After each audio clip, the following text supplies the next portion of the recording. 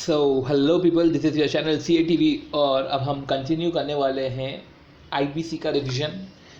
इसके पहले वाले वीडियो में हमने जो रिवीजन है वो रिवीजन करा था। एंड रिवीजन में हमने कहाँ तक कंप्लीट किया था, जहाँ पे ऑपरेशनल क्रेडिटर, फाइनेंशियल क्रेडिटर और कॉर्पोरेट डेटर अपनी एप्लीकेशन को जो है प्रेजेंट कर देते हैं, राइट।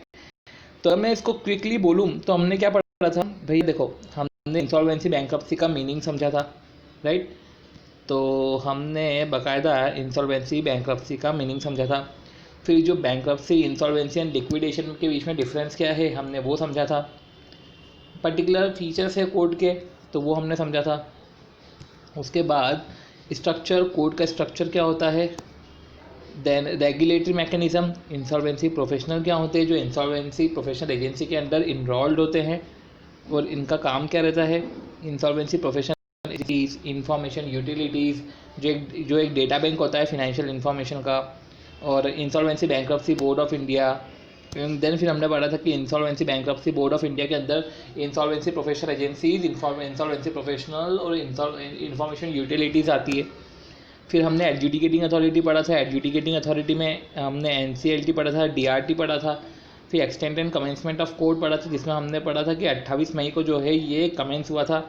एप्लीकेबिलिटी ऑफ कोड पढ़ा था, तो ये उन कंपनीज पे, ये personal guarantor of corporate debtor पे भी एप्लीकेबल है और उन अदर कंपनीज पे भी एप्लीकेबल है जिन पे स्पेशल एक्ट एप्लीकेबल होता है, ठीक है। फिर उसके बाद इंफॉर्मेशन, इंपॉर्टेंट डेफिनेशन में हमने कॉर्पोरेट पर्सन पढ़ा था। कॉर्पोरेट पर्सन में LLP तो शामिल है ही है, वो पर्सन भी शामिल है जो enact with having incorporated with limited liability under any act, और इसमें फाइनेंशियल सर्विस प्रोवाइडर इंक्लूड नहीं होते हैं। फिर कॉर्पोरेट डेटर और क्रेडिटर, डेब्ट, क्लेम, फिनेंशियल इन्फॉर्मेशन के रिस्पेक्ट में हमने बात पढ़ी थी, जिसमें डिफ़ॉल्ट के बारे में भी बताया जाएगा। और पर्सन में हमने बताया था कि ट्रेड यूनियन के रिस्पेक्ट में, कि जो ट्रेड यूनियन है, ट्रेड यूनियन जो है वो अदर एंटिटी में आती है, वो स्टैब्लिश अंडर स्टैचू आते हैं, तो पर्सन में इंक्लूड है। पर्सन में पर्सन रेसिडेंट आउटसाइड इंडिया में इंक्लूड है। सिक्योर्ड क्रेडिटर और सिक्योरिटी इंटरेस्ट, ये भी हमने पढ़ा था। कॉर्पोरेट एप्लीकेंट हमने पढ़ा था, जिसमें वो पर्सन जो मैनेज कर रहा है, कंट्रोल एंड मैनेज कर रहा है अफेयर्स को, या जो कंट्रोल करता है फाइनेंशियल अफेयर्स को या डे टू डे ऑपरेशंस को, तो वो भी कर सकते हैं, जो है वो भी कॉर्पोरेट एप्लीकेंट में आते हैं, वो भी अप्लाई कर सकते हैं। अप्लाई किसके लिए करना है? अप्लाई करना है for insolvency resolution process. Dispute है, तो डिस्प्यूट में हमने पढ़ा डिस्प्यूट इंक्लूड्स, इस डिस्प्यूट में हमने पढ़ा था इंक्लूड्स, तो include suit and arbitration proceedings or in relation to amount of डेब्ट, quality of goods and services and breach of representation of warranty, जिसमें हमने अगर डिस्क्लोजर करा है जो कॉन्फिडेंशियल इन्फॉर्मेशन का, तो उसको भी डिस्प्यूट में मान लिया जाएगा। फिर इनिशिएशन डेट और इंसॉल्वेंसी कमेंसमेंट डेट की बात हुई है, इंसॉल्वेंसी रिजोल्यूशन प्रोसेस की बात करिए। फिर रिजोल्यूशन प्लान है, रिजोल्यूशन प्रोफेशनल है। रिजोल्यूशन प्लान हमने समझा था, रिजोल्यूशन प्रोफेशनल हमने समझा। इंट्रोडक्शन करा अगर हमने कॉर्पोरेट इंसॉल्वेंसी रिजोल्यूशन प्रोसेस का, अगर हम इंट्रोडक्शन देखें तो इंट्रोडक्शन हमने इसका समझा था। फिर फिनेंशियल डेप्ट और ऑपरेशनल डेप्ट की डेफिनेशन हमने समझी थी कि ऑपरेशनल डेप्ट होता है डेप्ट in relation to goods, service or employment, और स्टैट्यूटरी ड्यूज को भी ऑपरेशनल डेप्ट में माना जाता है। और फिर फिनेंशियल डेप्ट में हमने पढ़ा था कि डेप्ट अलॉन्ग विथ इंटरेस्ट, तो कभी अगर interest as a consideration for time value of money, और अगर कभी इंटरेस्ट पे नहीं कर रहे हैं, रिडेम्पशन पे प्रीमियम पे कर रहे हैं डिवेंचर इशू करके, तो वो भी, इसको भी फाइनेंशियल डेप्ट में मान लिया जाएगा। और any other transaction including forward sale और परचेस एग्रीमेंट, तो कोई सा अदर ट्रांजेक्शन जिसमें फॉरवर्ड सेल और परचेस एग्रीमेंट भी इंक्लूड है। Having the commercial effect of borrowing, तो जिस तरीके से जो रियल एस्टेट है, रियल एस्टेट जो है वो अलॉटी से पैसे लेता है, एडवांस में पैसे लेता है और फिर उसको फ्लैट अलॉट करता है, तो वो भी एक तरीके से जो है वो फिनेंशियल डेप्ट होता है। तो एप्लीकेबिलिटी ऑफ पार्ट 2 हमने पढ़ा था कि पार्ट 2 की एप्लीकेबिलिटी हमने पढ़ी थी, और फिर हमने एक पर्टिकुलर चार्ट हमने पढ़े थे। फिर कौन कौन कर सकता है इंसॉल्वेंसी रिजोल्यूशन प्रोसेस के लिए अप्लाई। फिर फिनेंशियल क्रेडिटर कैसे करता है, फिर उसके बाद ऑपरेशनल क्रेडिटर करता है, फिर ऑपरेशनल क्रेडिटर डिमांड नोटिस देता है, फिर रिवर्ट करता है, ऑपरेशनल क्रेडिटर को रिवर्ट करता है कॉर्पोरेट डेटर, फिर उसके बाद एप्लीकेशन करता है। फिर 10 में जो है वो कॉर्पोरेट डेटर जो है, कॉर्पोरेट एप्लीकेंट जो कॉर्पोरेट डेटर है वो कैसे अप्लाई करता है। ये सब करते हुए हमने ये जो है 17-18 पेजेस हमने ख़त्म करे थे। और अगर हम इसको, अगर अपन चार्ट के फॉर्म में देखें तो इनिशिएशन ऑफ CIRP, और इनिशिएशन ऑफ CIRP में हमने देखा कि जो एप्लीकेंट है, एप्लीकेंट फाइनेंशियल क्रेडिटर हो सकते हैं, ऑपरेशनल क्रेडिटर हो सकते हैं, कॉर्पोरेट डेटर हो सकते हैं। ये तो अप्लाई करेंगे, अप्लाई के साथ कुछ इन्फॉर्मेशन फर्निश करेंगे और 14 दिन के अंदर अंदर जो है एडजुडिकेटिंग अथॉरिटी को अपने डिफ़ॉल्ट को एसर्टेन करना है। डिफ़ॉल्ट को एसर्टेन करेंगे, अगर डिफ़ॉल्ट है तो एडमिट करेंगे एप्लीकेशन, डिफ़ॉल्ट अगर नहीं है तो रिजेक्ट करेंगे। रिजेक्ट करने से पहले जो है रिजेक्ट करने से पहले 7 दिन का बाकायदा वो दिया जाएगा, अपॉर्चुनिटी ऑफ बीइंग हर्ड दिया जाएगा।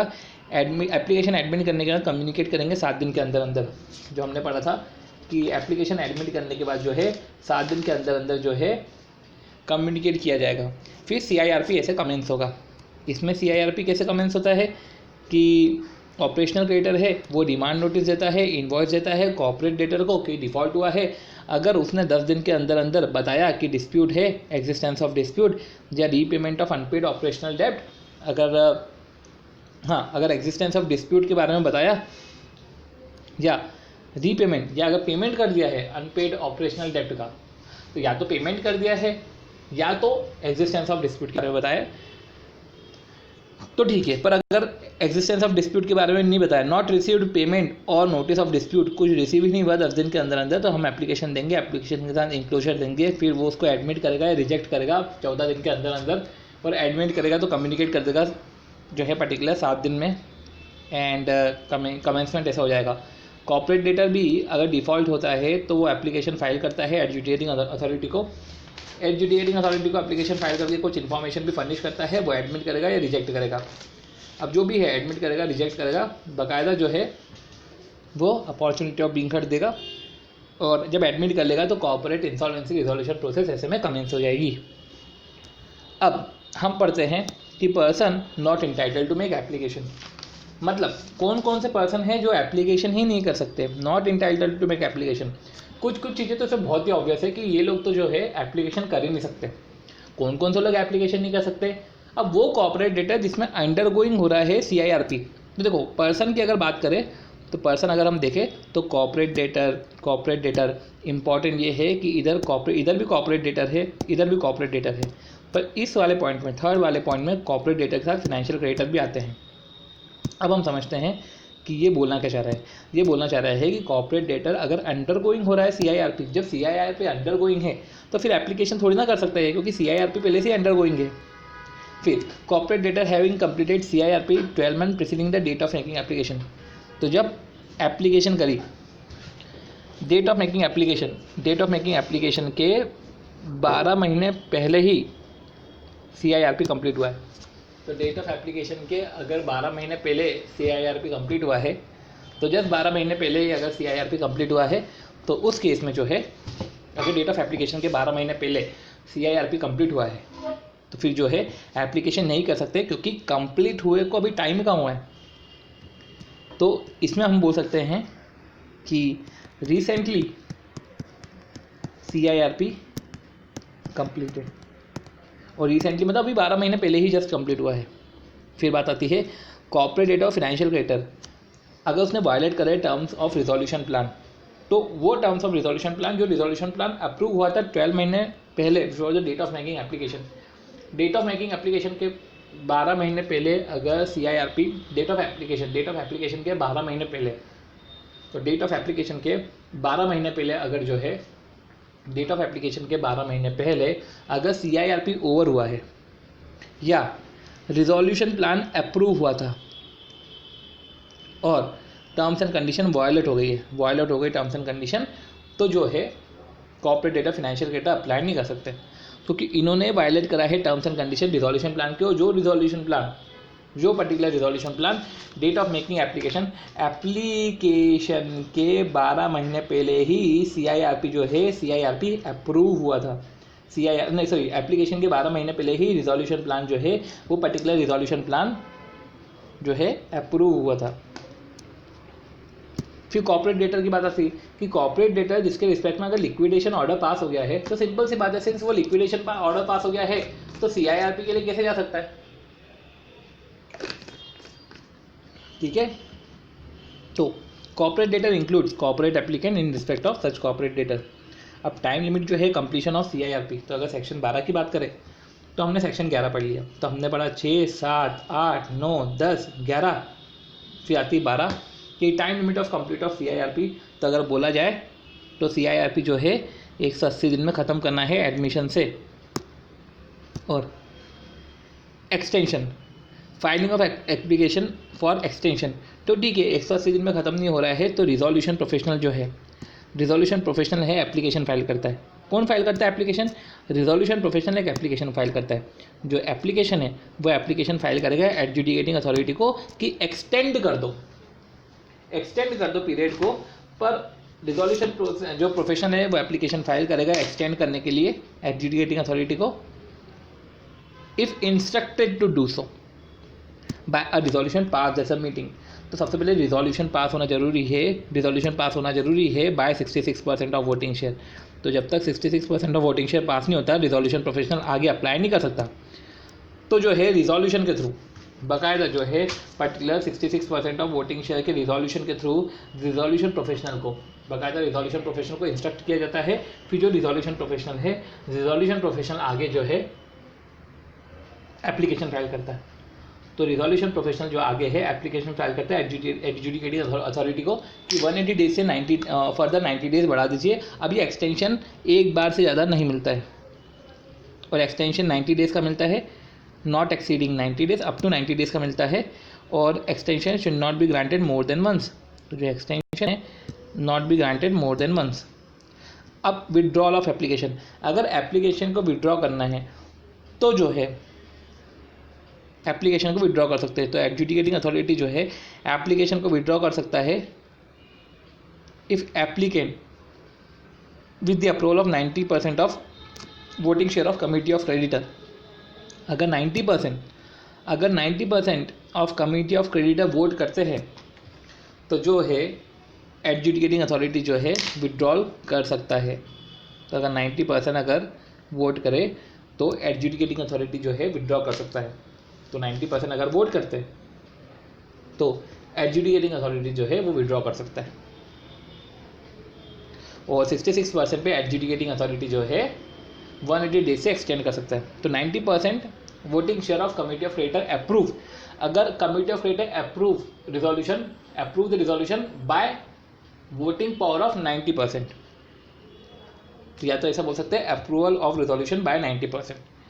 अब डिक्लेरेशन ऑफ मोरेटोरियम, तो जैसे ही जो है जैसे ही एडमिशन होती है एप्लीकेशन की, तो एडमिशन होती है एप्लीकेशन की, तो मोरेटोरियम पीरियड जो है after admission moratorium period declare हो जाता है। तो मोरेटोरियम पीरियड डिक्लेयर हो जाता है। अब 14 दिन में पब्लिक अनाउंसमेंट करना पड़ता है। पब्लिक अनाउंसमेंट में बोलना पड़ता है कि जो कॉर्पोरेट डेटर है इस पर इंसॉल्वेंसी रिजोल्यूशन प्रोसेस अप्लाई हो रही है, आप अपने सारे क्लेम लेकर आ जाओ। तो जिसके बारे में हम सेक्शन 14 में पढ़ेंगे। फिर पब्लिक अनाउंसमेंट होता है। इंटरिम रिजोल्यूशन प्रोफेशनल अगर उसी टाइम अपॉइंट हुआ तो उसी टाइम अपॉइंट हो जाएगा, अदरवाइज 14 दिन में इंटरिम रिजोल्यूशन प्रोफेशनल अपॉइंट करना पड़ता है। और इंटरिम रिजोल्यूशन प्रोफेशनल के 3 दिन के बाद, 3 दिन के अंदर जो है मोरेटोरियम पीरियड पब्लिक अनाउंसमेंट होता है। The public announcement as referred about shall made immediately. Immediately का मतलब क्या होता है? Shall made immediately after the appointment of interim resolution professional. Interim resolution professional के अपॉइंट होने के इमीडिएटली पब्लिक अनाउंसमेंट होता है। तो इधर immediately means not more than 3 days. तो इमीडिएटली का मतलब क्या होता है? Not more than 3 days. तो आपको कम से कम 3 दिन की मोहलत दी जाती है, और 3 दिन में आप जो है पब्लिक अनाउंसमेंट जो है वो लेकर आओ। अब मोरेटोरियम, तो सेक्शन 14 की बात करें मोरेटोरियम की, तो आफ्टर कमेंसमेंट अब कॉर्पोरेट इंसॉल्वेंसी रिजोल्यूशन प्रोसेस हुआ, तो अब जो है मोरेटोरियम पीरियड जो है स्टार्ट हो जाएगा। अब जो मोरेटोरियम पीरियड है, अगर मोरेटोरियम पीरियड में देखा जाए तो इंस्टीट्यूशन ऑफ सूट नहीं हो सकता। तो जो all suit or legal proceedings है against the corporate debtor are kept in abeyance, तो सारे सूट और लीगल प्रोसीडिंग्स जो है वो अबेंस में रख लिए जाते हैं। To give time to the entity to resolve is status, बोला ये जाता है कि भैया एंटिटी को टाइम दो कि वो अपने स्टेटस को रिजॉल्व कर ले। स्टेटस क्या है? कि वो इंसॉल्वेंट है, तो अपनी इंसॉल्वेंसी को रिजॉल्व कर ले, तो उसको टाइम दो। सारे सूट और लीगल प्रोसीडिंग्स जो है वो अबेंस में रख लिए जाते हैं। तो अबेंस में रख लिए जाते हैं, तो इंपॉर्टेंट ये है to give time to entity to resolve the status. अब ये जो है मोरेटोरियम पीरियड हो जाता है। तो मोरेटोरियम पीरियड क्या होता है? ऐसा पीरियड जहाँ पे एक टाइम दिया जाता है, अपने मोरेटोरियम पीरियड में टाइम दिया जाता है जहाँ पे सूट्स और पेंडिंग प्रोसीडिंग्स एग्जीक्यूट नहीं हो सकते, अबेट हो जाते हैं। अबेयंस में रह जाते हैं, पेंडिंग हो जाते हैं। अब डिक्लेरेशन ऑफ मोरेटोरियम पीरियड तो अकॉर्डिंग टू सेक्शन 14 जो है on the insolvency commencement date adjudicating authority जो है बाय ऑर्डर डिक्लेयर मोरेटोरियम। और प्रोहिबिट करता है, क्या क्या प्रोहिबिट करता है मोरेटोरियम के थ्रू? मोरेटोरियम के थ्रू प्रोहिबिट होता है इंस्टीट्यूशन ऑफ सूट और कंटिन्यूएशन ऑफ पेंडिंग सूट और प्रोसीडिंग्स। तो कोई सूट इंस्टीट्यूट नहीं कर सकता और जो सूट चल रहे हैं तो वो कंटिन्यू नहीं हो सकता है against the corporate debtor, including execution of judgment, decree or order in any court or law. और जो भी ऑर्डर पास हो गया है उसका execution of any judgment, decree, court of order in any court of law ये भी नहीं होगा। फिर हमने ये पढ़ा, फिर उसके बाद हमने पढ़ा कि DET डिस्पोज, DET मतलब कि DET कैसे, DEAT डिस्पोज, एनकम्बर, एलिनेट और ट्रांसफ़र। तो क्या बात कर रहा है? डिस्पोज, एनकम्बर, एलिनेट और ट्रांसफ़र।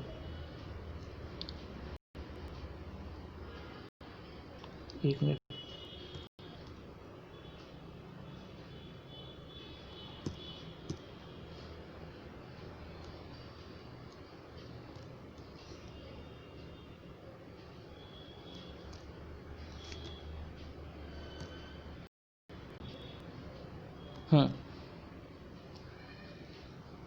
तो डिस्पोज, एलिनेट, इनकम्बर और ट्रांसफ़र जो है कॉर्पोरेट डेटा के एसेट का नहीं हो सकता।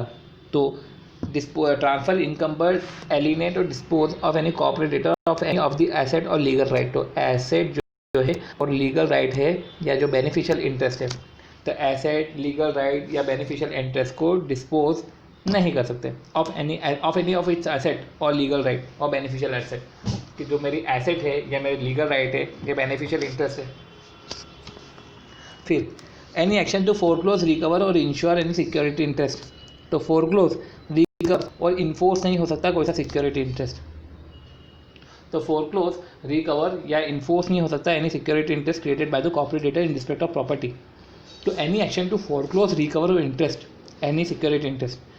तो एनी एक्शन, कोई फोरक्लोज, रिकवर या इन्फोर्स नहीं हो सकता any security interest created bye corporate debtor. तो कॉर्पोरेट डेटर ने क्या हुआ होगा कि कॉर्पोरेट डेटर ने पर्टिकुलर एक सिक्योरिटी इंटरेस्ट अपनी एसेट पे सिक्योरिटी इंटरेस्ट क्रिएट करा होगा।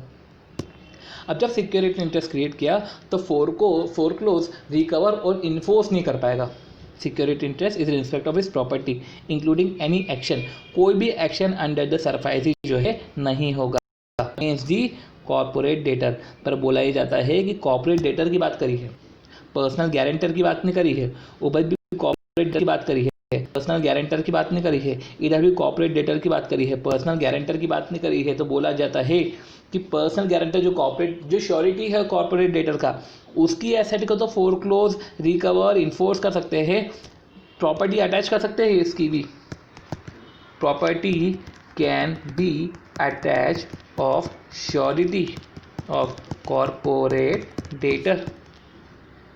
तो कॉर्पोरेट डेटर का जो श्योरिटी है उसकी तो प्रॉपर्टी को अटैच कर सकते हैं ना, उसकी पर्टिकुलर प्रॉपर्टी को तो अटैच किया जा सकता है, पर जो है उसकी प्रॉपर्टी को अटैच किया जा सकता है कॉर्पोरेट डेटर के श्योरिटी की प्रॉपर्टी को, तो उसको कोई सेविंग नहीं है। तो फोरक्लोज, रिकवर, इन्फोर्स नहीं कर सकते सिक्योरिटी इंटरेस्ट जो कॉर्पोरेट डेटर ने क्रिएट करके रखा है। फिर आप डिस्पोज, एलिनेट, इनकम्बर, ट्रांसफ़र नहीं कर सकते एसेट को, लीगल राइट को, बेनिफिशियल इंटरेस्ट को। फिर तीसरा अपन ने पढ़ा था कि पेंडिंग सूट जो है वो कंटिन्यू नहीं हो सकते।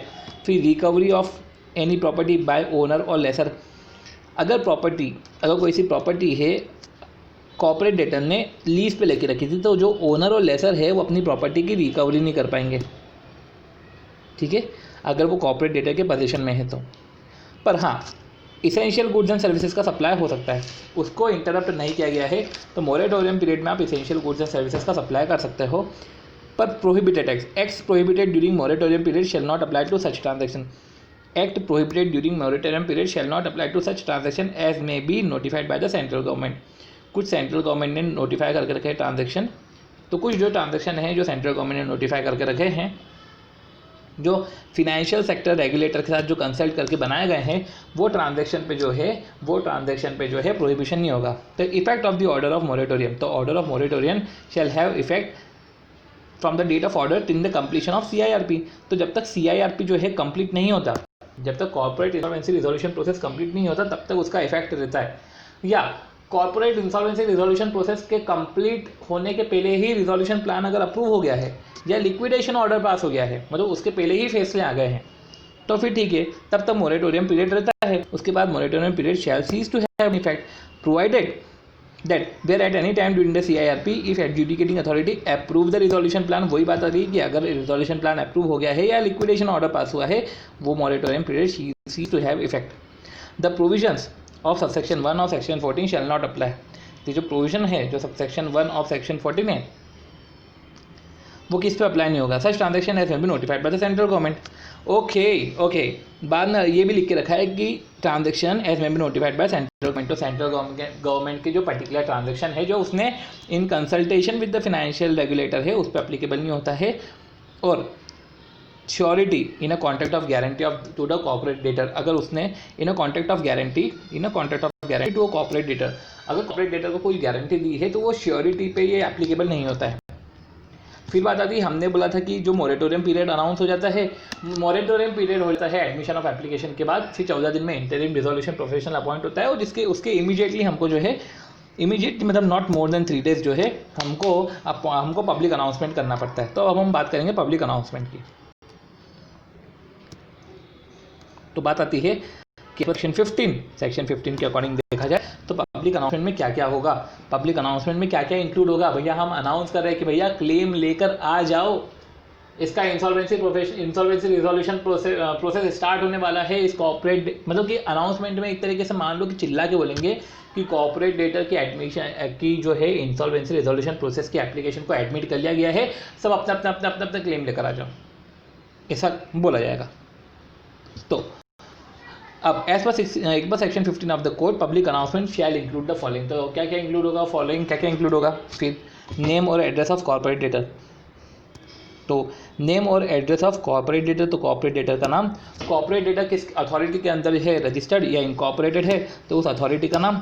इंटरिम रिजोल्यूशन प्रोफेशनल, तो इंटरिम रिजोल्यूशन प्रोफेशनल जो है तो details of interim resolution professional, interim resolution professional है उस पर्टिकुलर इंटरिम रिजोल्यूशन का प्लान का उसका नाम shall be vested with the management of the corporate debtor and be responsible for receiving claim as may be specified। तो वही जो person है वो ही रिसीव करेगा क्लेम। तो इंसॉल्वेंसी रिजोल्यूशन प्रोफेशनल ही जो है वो क्लेम को रिसीव करेगा एज में बी स्पेसिफाइड। फिर पेनल्टी है कि अगर आपने फॉल्स क्लेम करा तो पेनल्टी क्या है, लास्ट डेट क्या है सबमिशन की, CIRP कब खत्म होने वाला है, तो last date of submission of claim penalty से जब CIRP खत्म होगा। फिर जो उसके बाद है पॉइंट की जो एक्सपेंसेस है पब्लिक अनाउंसमेंट के वो एप्लीकेंट बॉन्ड करेगा, बाद में उसको कमिटी ऑफ क्रेडिट रेटिफाई कर देगी। अगर 60% रेटिफाई करा है तो 60% पैसा वापस आ जाएगा, बाकी जो है एप्लीकेंट उसको बॉन्ड करेगा। अब जो है अपॉइंटमेंट, टेन्योर और power of interim resolution professional.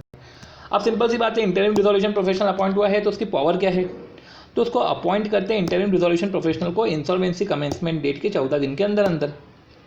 तो अब process of appointment of interim resolution professional, अब अपॉइंटमेंट की प्रोसेस क्या रहेगी भैया, इंटरिम रिजोल्यूशन प्रोफेशनल को अपॉइंट करना है। तो अब देखो प्रोसेस ऑफ अपॉइंटमेंट किस तरीके से अपॉइंटमेंट किया जाता है। तो देखो अगर एप्लीकेशन में दिया हुआ है, अगर एप्लीकेशन जो है उसको अगर फाइनेंशियल क्रेडिटर या कॉर्पोरेट डेटर ने करी है तो जो नेम है वो तो एप्लीकेशन में ही दिया जाता है, name as propose in the application.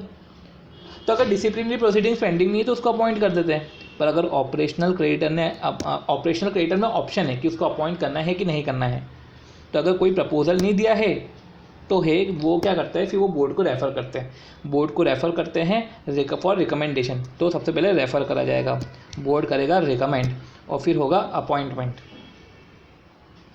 और the resolution professional as propose shall be appointed as the interim resolution professional. अगर प्रपोजल दिया हुआ है तो जो प्रपोज करा है उसको ही अपॉइंट करेंगे, अगर डिसिप्लिनरी प्रोसीडिंग्स पेंडिंग नहीं हो तो, if no disciplinary proceedings pending against him. और अगर नहीं प्रपोज करा गया है तो रेफ़र करेंगे बोर्ड को, बोर्ड रिकमेंड करेगा। और फिर रिसिप्ट ऑफ रेफरेंस के 10 दिन के अंदर अंदर board shall within 10 days receipt of the reference के 10 दिन के अंदर अंदर रिकमेंड करेगा नाम इंसॉल्वेंसी प्रोफेशनल का जिसके अगेंस्ट में कोई प्रोसीडिंग्स पेंडिंग नहीं है। और टर्म ऑफ अपॉइंटमेंट, तो उसका अपॉइंटमेंट का टर्म क्या रहेगा, till the date of appointment of resolution professional. तो till the date of appointment of resolution professional, तो जब तक रिजोल्यूशन प्रोफेशनल अपॉइंट नहीं हो जाता कमेटी ऑफ क्रेडिटर की फर्स्ट मीटिंग में, तब तक उसका टर्म रहता है। उसका रोल क्या है, की रोल्स अगर अपन देखें तो सबसे पहले क्या करता है, इंसॉल्वेंसी रिजोल्यूशन प्रोफेशनल का पॉइंट हो गया, तो सबसे पहले पब्लिक नोटिस जारी करता है, पब्लिक अनाउंसमेंट करता है, रिजोल्यूशन प्रोसेस को कंडक्ट करता है, क्लेम को कोलेक्ट करता है, कंस्टिट्यूट करता है कमेटी ऑफ क्रेडिटर को, और फर्स्ट मीटिंग को कंडक्ट करता है। तो क्लेम लेकर कमेटी बनाना, कमेटी की फर्स्ट मीटिंग बनाना, ये तो चलो ठीक है सीक्वेंस में है। रिजोल्यूशन प्रोसेस में हेल्प करता है और पब्लिक नोटिस इशू करता है। और power of interim resolution professional, तो ये तो की रोल है, ये जो इंपॉर्टेंट रोल्स है जो उसको फॉलो करने हैं। अगर पावर इंटरिम रिजोल्यूशन प्रोफेशनल की अगर हम देखें तो पावर में अगर देखें तो पावर में सबसे पहला पावर है कि मैनेजमेंट जो है, मैनेजमेंट जो कंपनी का जो मैनेजमेंट है उसको वेस्ट हो जाता है। अब कंपनी का मैनेजमेंट वेस्ट हो जाता है तो उसका मतलब क्या है, मतलब कि जो कॉर्पोरेट डेटर के नेम और एक्ट और एग्जीक्यूट कर सकता है। क्या एक्ट और एग्जीक्यूट कर सकता है, कॉर्पोरेट डेटर के बिहाफ पे सारी डीड, रिसिप्ट और डॉक्यूमेंट, वो सब एक्ट और एग्जीक्यूट कर सकता है। वेस्टिंग हो गई है मैनेजमेंट की insolvency resolution interim resolution professional को, तो वो एक्ट और एग्जीक्यूट कर सकता है। वो टेक सच एक्शंस, वो एक्शन ले सकता है in the manner subject to such restriction as may be specified by the board. तो वो एक्शंस ले सकता है, तो पर्टिकुलर एक्शंस ले सकता है। तो having the authority to access the electronic record, तो having the authority to access the electronic record, उसके पास अथॉरिटी है कि वो electronic access the electronic record, तो वो एक्सेस करे इलेक्ट्रॉनिक रिकॉर्ड को।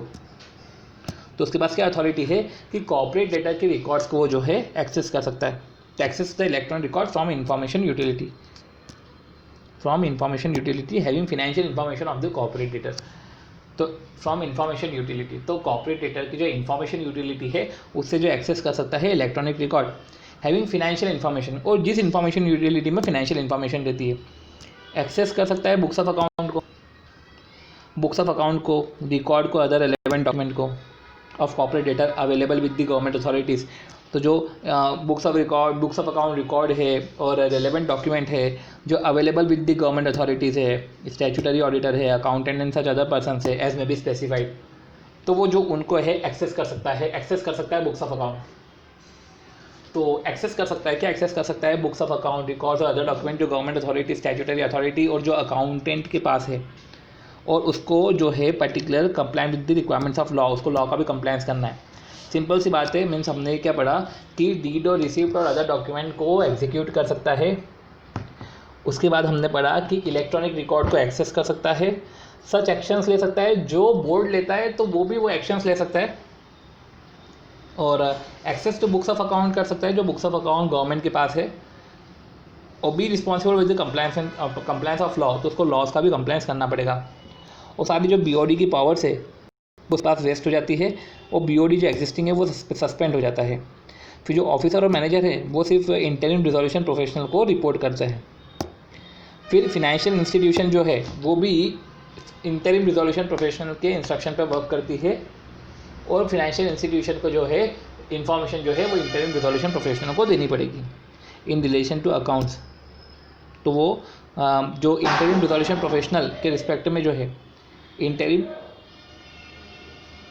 रिजोल्यूशन प्रोफेशनल को सारे अकाउंट्स को फर्निश करना पड़ेगा, accounts and furnish all information related to corporate data. तो कॉर्पोरेट डेटा के रिस्पेक्ट में जो है, तो कॉर्पोरेट डेटा के रिस्पेक्ट में सारी इन्फॉर्मेशन जो है वो फर्निश करनी पड़ेगी। अब chart below explain the flow of interim resolution professional, तो हम इसका फ्लो समझ लेंगे, बट कमेटी ऑफ क्रेडिटर की बात करते हैं। हमने पब्लिक अनाउंसमेंट कर लिया, हमने इंटरिम रिजोल्यूशन प्रोफेशनल को अपॉइंट कर लिया, अब आती है कमेटी ऑफ क्रेडिटर की।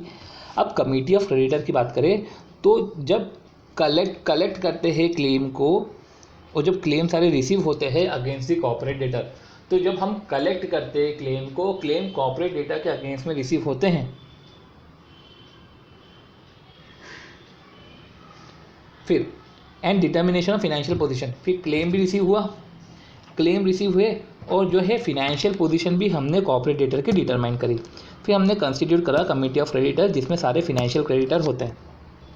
अब provided that financial creditor or authorized representative of the financial creditor referred to in subsection 6 or 6A or 5 or 24 if it is a related party of a corporate debtor shall not have a right of representation.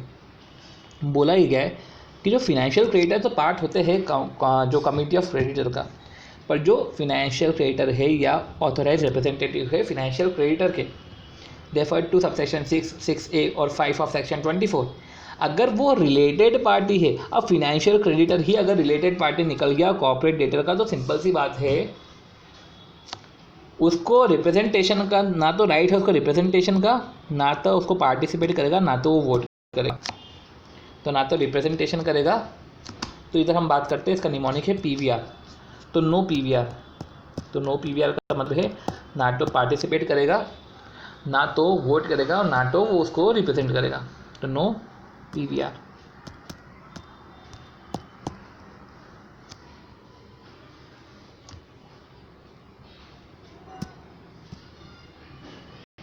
ठीक है।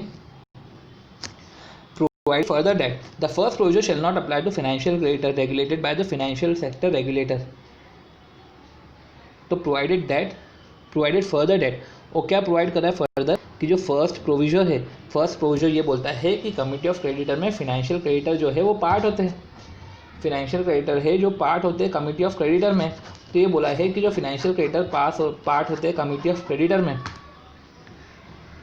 तो जो financial creditor part होते हैं committee of creditor में, तो अगर financial creditor shall not apply to financial creditor regulated by a financial sector regulator, मतलब कि क्या बोला गया रखा है कि जो फर्स्ट प्रोविजन क्या है कि फिनेंशियल क्रेडिटर अगर रिलेटेड पार्टी है कॉर्पोरेट डेटर का, तो वो financial creditor committee of creditor की मीटिंग में कॉन्स्टिट्यूट नहीं हो सकता, उसकी मीटिंग में नहीं आ पाएगा।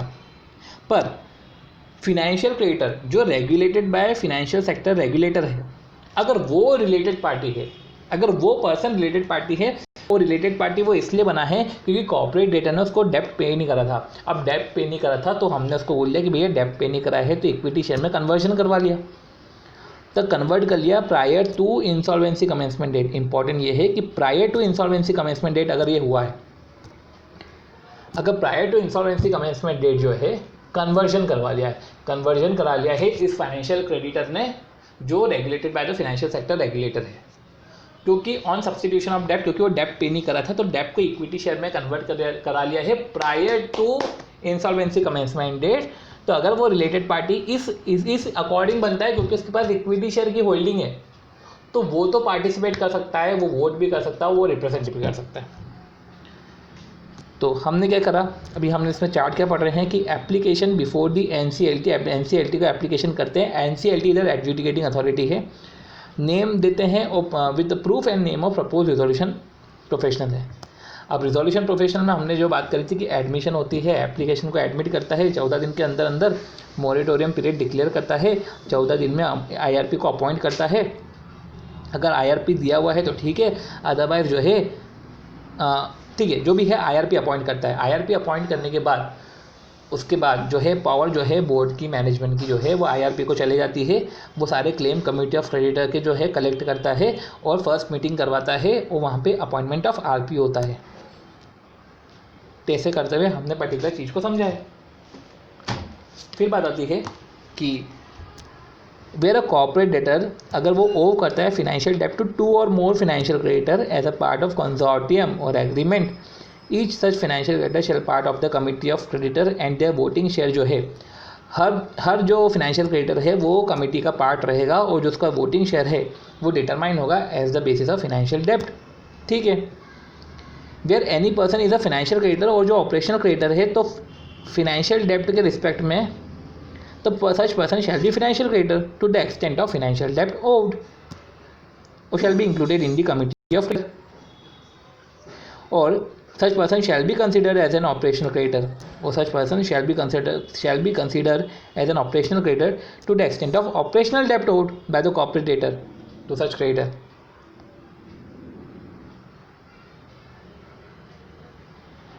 So such person shall be considered such person shall be considered to be an operational creditor to the extent of operational debt owed by the corporate debtor.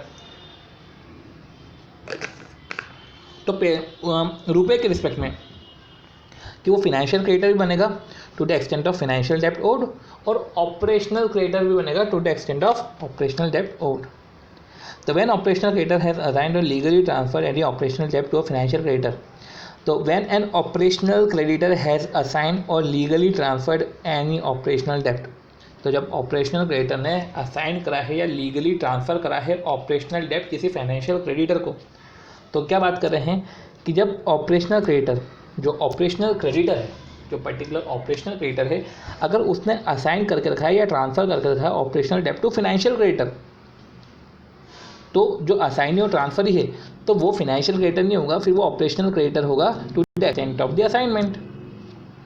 और where the terms of financial debt extended as a part of consortium arrangement or issue where the terms of financial debt extended as part of consortium arrangement or syndicated facility or issued as security provided for a single trustee or agent to act for all financial creditor।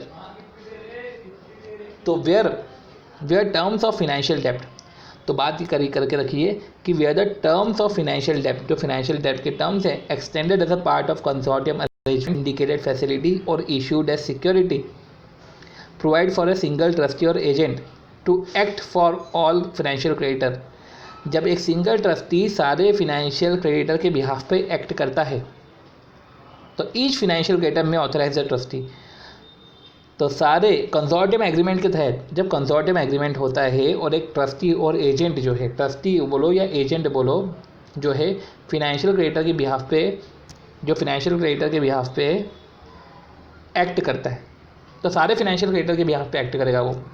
तो उस case में जो है each financial creditor को authorise करना पड़ेगा trustee को कि आप हमारे बिहाफ पे एक्ट करो।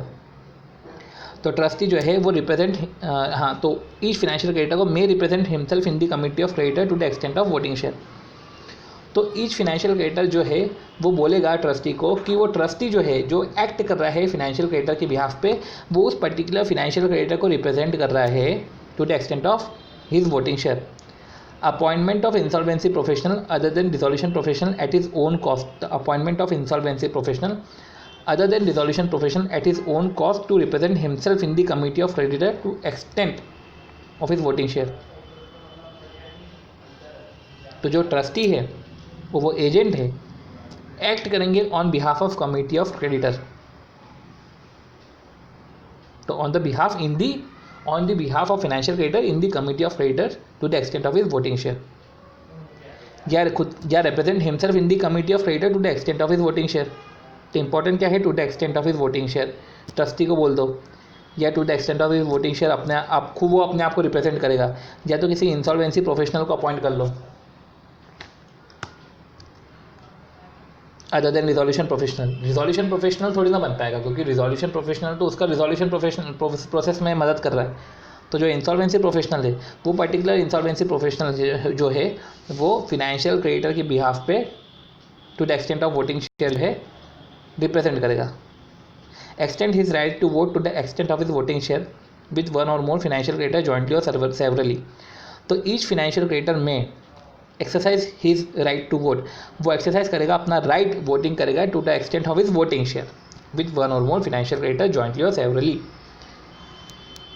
तो जब बोला जाता है कि जब टर्म्स ऑफ फाइनेंशियल डेप्ट जो है, जो टर्म्स ऑफ फाइनेंशियल डेप्ट है जो extended as a part of consortium arrangement, अगर वो एक्सटेंड हो गए हैं तो टर्म्स ऑफ फाइनेंशियल डेप्ट है वो एक्सटेंड हो गए हैं as a part of consortium arrangement, provide for single trustee agent to act for all financial creditor. Each financial creditor authorise कर सकता है ट्रस्टी को, या तो खुद अपने आप को रिप्रेजेंट कर सकता है या तो इंसॉल्वेंसी प्रोफेशनल को अपॉइंट कर देगा और अपना राइट को एक्सरसाइज करेगा to the extent of his voting share with one or more financial creditor. फिर बात आती है कि board may specify the manner of determining the voting share, कि वोटिंग शेयर कैसे डिटरमाइन करेंगे बोर्ड बताएगा। Decision of committee of creditor जो है shall be taken by a vote of not less than 75% of voting share of the financial creditor. तो अब ये क्या बोल के रखा है, ये हमको समझना पड़ेगा। ये EFG वाला पर्टिकुलर पॉइंट है। अभी हम जो पढ़ रहे हैं ये हम पढ़ रहे हैं कमिटी ऑफ क्रेडिटर का। इसमें इम्पॉर्टेंट ये है कि जो डिसीजन है कमिटी ऑफ क्रेडिटर का वो 51% है, 75% दे के रखा है, 51% की वोटिंग पावर से डिसीजन होता है। Provided that where corporate debtor does not have any financial creditor, अगर कॉर्पोरेट डेटर के कोई फाइनेंशियल क्रेडिटर ही नहीं है, अगर कॉर्पोरेट डेटर के फाइनेंशियल क्रेडिटर ही नहीं है, तो committee of creditor shall be constituted and comprise of such person. अगर फाइनेंशियल क्रेडिटर ही नहीं है तो कमिटी ऑफ क्रेडिटर में तो फाइनेंशियल क्रेडिटर होते हैं, तो अगर वही नहीं है तो जो कमिटी ऑफ क्रेडिटर है shall be constitute and compromise such person to exercise such functions in such manner as may prescribe by board. तो वो सच पर्सन जो है, वो पर्सन जो है पर्टिकुलर जो है वो कमिटी ऑफ क्रेडिटर में रहेंगे, वो सच पर्सन जो है वो कमिटी ऑफ क्रेडिटर में रहेंगे जो स्पेसिफाई करके रखे हैं बोर्ड ने। फिर बात आती है the committee of creditor shall have right to require the resolution professional to furnish any financial information. तो कमिटी ऑफ क्रेडिटर को राइट है कि वो रिजोल्यूशन प्रोफेशनल को बोले कि फाइनेंशियल इन्फॉर्मेशन को जो है फर्निश करो हमें। रिजोल्यूशन प्रोफेशनल को जो है वो 7 दिन में उसको फर्निश करना पड़ेगा। तो फाइनेंशियल जो रिजोल्यूशन प्रोफेशनल है उसको 7 डेज में जो है उसको फर्निश करना पड़ेगा। और जो कॉन्स्टिट्यूशन ऑफ कमिटी के 7 दिन के अंदर अंदर बाकायदा फर्स्ट मीटिंग हुई जाती है। फिर बात आती है 6A की, अगर फिनेंशियल डेप्ट जो है, फिनेंशियल डेप्ट की हमने बात करी थी, तो is in form of securities or deposit and the terms of the financial डेप्ट provided for appointment of a trustee और agent to act as a authorise representative for the all the financial creditor, such trustee और agent shall act on behalf of such financial creditor. अगर financial डेप्ट ऐसा है कि हमने security issue करके financial डेप्ट लिया है, अगर उन्होंने ट्रस्टी और एजेंट अपॉइंट करा है to act as authorise representative, तो ट्रस्टी और एजेंट को अपॉइंट कर सकते हैं। अगर फिनेंशियल डेप्ट is owe to class of creditor exceeding the number as may be specified other than creditor covered under clause A of subsection 6, the interim resolution professional shall make an application to adjudicating authority along with the list of all financial creditor containing the name of insolvency professional other than the interim resolution professional to act as their authorized representative। तो वो insolvency professional को बोल देंगे जो other than interim resolution professional है, वो जो बोले जाए वो उनको बोलेंगे कि आप रिप्रेजेंटेटिव जैसे एक्ट कर लो प्रायर टू फर्स्ट मीटिंग। तो जो अपॉइंटमेंट होगा वो प्रायर टू फर्स्ट मीटिंग होना चाहिए। और फिनेंशियल डेप्ट is represented by guardian, executor, administrator. तो कौन कौन रिप्रेजेंट कर सकता है? Guardian, executor, administrator. Such person shall act as authorise representative. तो वो ऑथराइज रिप्रेजेंटेटिव जैसे एक्ट कर सकते हैं, तो वो ऑथराइज रिप्रेजेंटेटिव जैसे एक्ट कर सकते हैं on behalf of such financial creditor and such authorise representative under clause A, clause B, clause C shall attend the meeting. वो मीटिंग भी अटेंड कर सकते हैं of the committee of creditor and vote on behalf of each financial creditor, वो vote भी कर सकते हैं। रेम्यूनरेशन जो ऑथराइज रिप्रेजेंटेटिव को पे होगा, तो as per the terms of the financial terms of the financial creditor in the relevant documentation, वो डॉक्यूमेंट के हिसाब से जो है रेम्यूनरेशन वैसे पे होगा। The board may specify the manner of voting, वो मैनर ऑफ वोटिंग जो है डिटरमाइन द वोटिंग शेयर जो है फिनेंशियल डेप्ट के रिस्पेक्ट में कितना वोटिंग शेयर किसका रहेगा वो बोर्ड डिटरमाइन करेगा। वो इधर बोर्ड बात करें तो insolvency bankruptcy board of India की बात करें, और 51% से जो है वोटिंग जो डिसीजन है, सारे डिसीजन जो कमिटी ऑफ क्रेडिटर के अंदर होते हैं वो 51% के हिसाब से होते हैं। तो 51%, 50% भी नहीं बोला है, 51% के बेसिस पे जो है वोटिंग होती है। तो मोर देन इक्वल टू 51% के बेसिस पे सारे डिसीजन लिए जाते हैं। फिर बात आती है कमिटी ऑफ क्रेडिटर की मीटिंग। जो ये मीटिंग हो रही है शायद फर्स्ट मीटिंग की बात करें, तो मीटिंग की बात करें तो मीटिंग में आप इन पर्सन आ सकते हो या इलेक्ट्रॉनिक मीन्स में आ सकते हो। और रिजोल्यूशन प्रोफेशनल बाकायदा मीटिंग का नोटिस देगा, तो नोटिस देगा तो मीटिंग का नोटिस देगा वो फिनेंशियल क्रेडिटर को भी करेगा, वो फिनेंशियल कमिटी ऑफ क्रेडिटर को करेगा, फिनेंशियल क्रेडिटर को करेगा, उनके ऑथराइज रिप्रेजेंटेटिव को करेगा, सस्पेंडेड बोर्ड ऑफ डायरेक्टर को करेगा, वो सस्पेंडेड बोर्ड ऑफ डायरेक्टर को भी करेगा, या जो पार्टनर है कॉर्पोरेट पर्सन में, क्योंकि कॉर्पोरेट पर्सन में तो LLP भी आता है, तो उनके पार्टनर को भी करेगा। ऑपरेशनल क्रेडिटर को भी वो नोटिस देगा अगर उसके जो एग्रीगेट ड्यूज़ है वो 10% ऑफ द डेप्ट से ज़्यादा है। तो बड़े बड़े जो ऑपरेशनल क्रेडिटर है जिनके एग्रीगेट ड्यूज़ 10% ऑफ डेप्ट या उससे ज़्यादा है, तो उनको भी वो नोटिस देगा। Director, partner and one representative of the operational creditor may attend the meeting of committee of creditor. तो जो director, partner and one representative of operational creditor may attend the meeting of committee of creditor but shall not have any right to vote in such meeting। तो जो director है, जो partner है, तो क्या बोल के रखा है कि जो डायरेक्टर है, जो पार्टनर है या वन रिप्रेजेंटेटिव है ऑपरेशनल क्रेडिटर का, जो डायरेक्टर है या पार्टनर है, तो डायरेक्टर है, पार्टनर है या रिप्रेजेंटेटिव है ऑपरेशनल क्रेडिटर का, may attend the meeting of the committee of creditor but shall not have right to vote. उसको राइट टू वोट नहीं देगा। अभी हमने पढ़ा था कि फाइनेंशियल क्रेडिटर के रिलेटिव जो रहेंगे वो तो रिप्रेजेंट भी नहीं कर सकते, वोट भी नहीं कर सकते, और रिप्रेजेंट भी नहीं कर सकते, वोट भी नहीं कर सकते, और पी से क्या पढ़ा था हमने,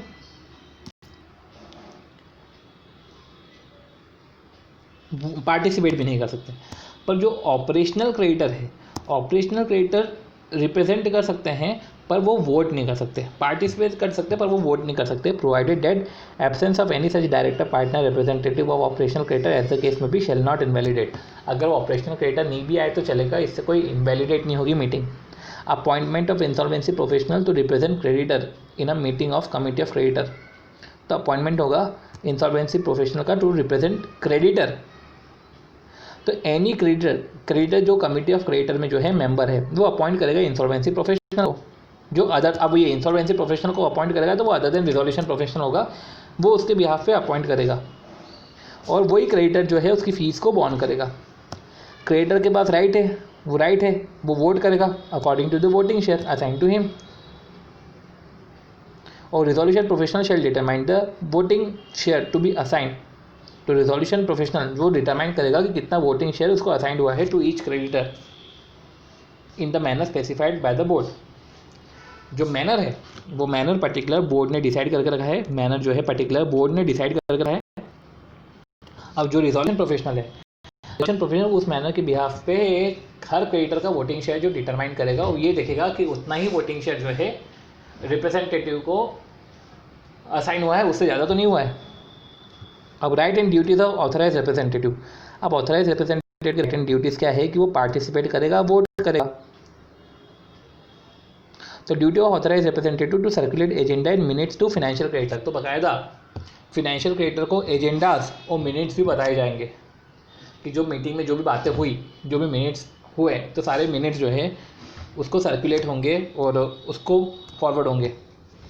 फाइनेंशियल क्रेडिटर के इंस्ट्रक्शन पे उसको वर्क करना है, और to ensure recording of instruction by IRP और RP। To ensure recording of instruction by IRP और RP मतलब कि the authorise representative shall file with the committee of creditor any instruction receive by way of physical और electronic means.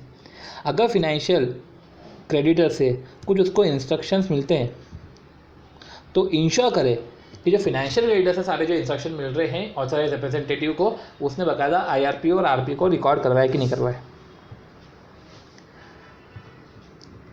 To ensure that the appropriate voting instructions of the financial creditor he represents is correctly recorded by the interim resolution professional or resolution profession as may be specified. तो ensure क्या ensure कराने के लिए that the appropriate voting instructions of the financial creditor he represents. तो appropriate voting instructions of the financial creditor जिसको वो represent करा है वो करेक्टली रिकॉर्ड हुए हैं कि नहीं हुए हैं। अब appointment and functions of resolution professional. अब रिजोल्यूशन प्रोफेशनल की बात करें तो रिजोल्यूशन प्रोफेशनल की बात करें तो जो इंटरिम रिजोल्यूशन है, फर्स्ट मीटिंग है, इंटरिम रिजोल्यूशन प्रोफेशनल है जो कमिटी ऑफ क्रेडिटर के majority vote not less then 66% जो है, आइदर उसी को ही अपॉइंट करेंगे ये रिजोल्यूशन प्रोफेशनल या तो उसको रिप्लेस कर देंगे। तो आइदर रिजॉल्व टू अपॉइंट, क्या रिजॉल्व टू अपॉइंट, इंटरिम को ही रिजोल्यूशन प्रोफेशनल अपॉइंट कर देंगे या तो रिप्लेस कर देंगे। अब functions of the resolution professional, अगर हम फंक्शन देखें रिजोल्यूशन प्रोफेशनल की, तो functions of the resolution professional के क्या फंक्शंस हैं? तो जो फंक्शंस IRP के थे वो इसके फंक्शंस हैं। तो resolution professional shall conduct the entire CIRP, वो इंटायर CIRP कंडक्ट करेगा, सारे ऑपरेशंस को जो है मैनेज करेगा। तो resolution professional shall if the resolution plan under subsection 6 has been submitted continue to manage the operations of corporate debtor after the expiry of the CIRP। तो provided that important ये है कि resolution professional shall if the resolution plan जो है submit हो गया है, continue to manage the operations of corporate debt after the expiry of CIRP until the order is passed by the adjudicating authority. तो provided that the resolution professional if the resolution plan under subsection 6 of 30 has been submitted तो अगर committee of creditor ने जो है submit करा है resolution plan, तो भले ही उसका CIRP पीरियड ओवर हो गया, पर वो एडजुडिकेटिंग अथॉरिटी के ऑर्डर के पास होने तक जो है वो जो है पर्टिकुलर पर्सन वो इंसॉल्वेंसी प्रोफेशनल, वो रिजोल्यूशन प्रोफेशनल बन रहेगा। ऐसा नहीं कि CIRP सीज हो गई तो उसका काम ख़त्म। तो अब CIRP ख़त्म हो गया, CIRP की टाइम लिमिट ख़त्म हो गई, पर जो है रिजोल्यूशन प्रोफेशनल जो है पर्टिकुलर ऑर्डर पास हुआ था, ऑर्डर पास हुआ। अब सिंस ऑर्डर पास हुआ था, सॉरी ऑर्डर पास नहीं हुआ, सबमिट हुआ रिजोल्यूशन प्लान, और रिजोल्यूशन प्लान में सबमिट हुआ और ऑर्डर आना बाकी है। तो सबमिट हुआ है जो है रिजोल्यूशन प्लान और उसका ऑर्डर आना बाकी है, तो भले ही ऑर्डर आने के पहले ही जो है पीरियड हो गया है ओवर, तो जो ऑर्डर आया है, तो जो पर्टिकुलर ऑर्डर रहेगा वो ऑर्डर आने तक RP अपने फंक्शन को कंटिन्यू करेगा। तो resolution professional shall exercise power and perform duties. तो resolution professional shall exercise power and perform duties as are vested और conferred on the interim resolution professional. तो जो रिजोल्यूशन प्रोफेशनल है वो पावर एक्सरसाइज करता है और ड्यूटीज़ परफॉर्म करता है। तो रिजोल्यूशन प्रोफेशनल है जो अपने पावर एक्सरसाइज करता है और ड्यूटीज़ को परफॉर्म करता है एज आर वेस्टेड और conferred on the interim resolution professional in the case of any appointment of resolution professional. In the case of appointment of a resolution professional, the interim resolution professional shall provide. अब interim resolution professional क्या करेगा? interim resolution professional क्या करेगा? वो अपने सारी information, document and record pertaining to the corporate debtor, तो जो information है, जो particular document है, जो particular records है, वो corporate debtor को दे देगा। अब रिजोल्यूशन प्रोफेशनल का प्राइमरी फंक्शन है कि मैनेजमेंट को टेक ओवर करने का and operate its business as going concern. The thrust of the code is to allow shift of control. तो सिंपल सी बात है, शिफ्ट ऑफ कंट्रोल हो जाएगा, उसका मैनेजमेंट सस्पेंड हो जाएगा, डिफॉल्टिंग डेटा का मैनेजमेंट सस्पेंड हो जाएगा और वो आ जाएगा। अब replacement of resolution professional by committee of creditor. अब इधर बात करी है रिप्लेसमेंट ऑफ रिजोल्यूशन प्रोफेशनल। अब जब रिप्लेसमेंट करना है तो अब रिप्लेसमेंट ऑफ रिजोल्यूशन प्रोफेशनल की बात कर रहे हैं, तो क्या बात कर रहे हैं? Replacement of resolution professional. अब इधर इंटरिम रिजोल्यूशन प्रोफेशनल की बात नहीं कर रहे हैं, ये रिजोल्यूशन प्रोफेशनल की बात कर रहे हैं।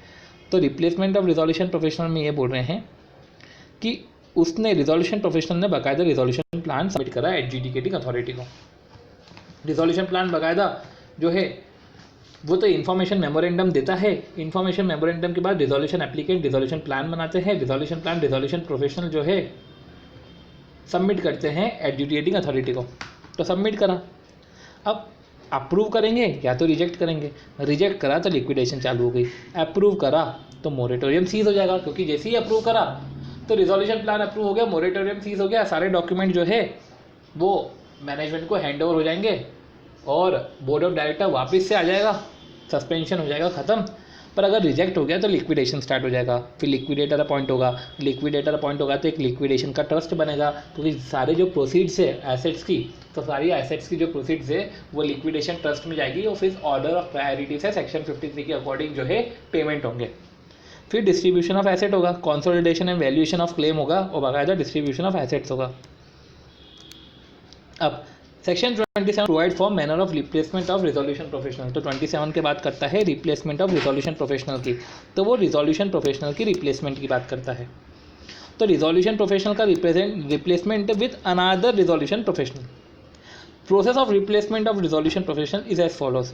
कमिटी ऑफ क्रेडिटर को ऐसा लगता है कि जो रिजोल्यूशन प्रोफेशनल अपॉइंट हुआ है उसको रिप्लेस करना चाहिए, तो रिप्लेस कर दिया जाएगा। तो उसके ओपिनियन में ऐसा लगता है कि इसको रिप्लेस करना है तो रिप्लेस कर सकते हैं, पर वोटिंग चाहिए 66% की। तो 66% ऑफ वोटिंग है, मतलब मेजोरिटी का अप्रूवल चाहिए, majority representing 66% of voting share है, वो अगर रिजॉल्व करते हैं कि रिप्लेस करना है तो रिप्लेस कर सकते हैं। अब रिप्लेस करना है तो रिप्लेस में अगर जो नाम दे के रखा है तो वो नाम वो उसको अपॉइंट करेंगे, पर अगर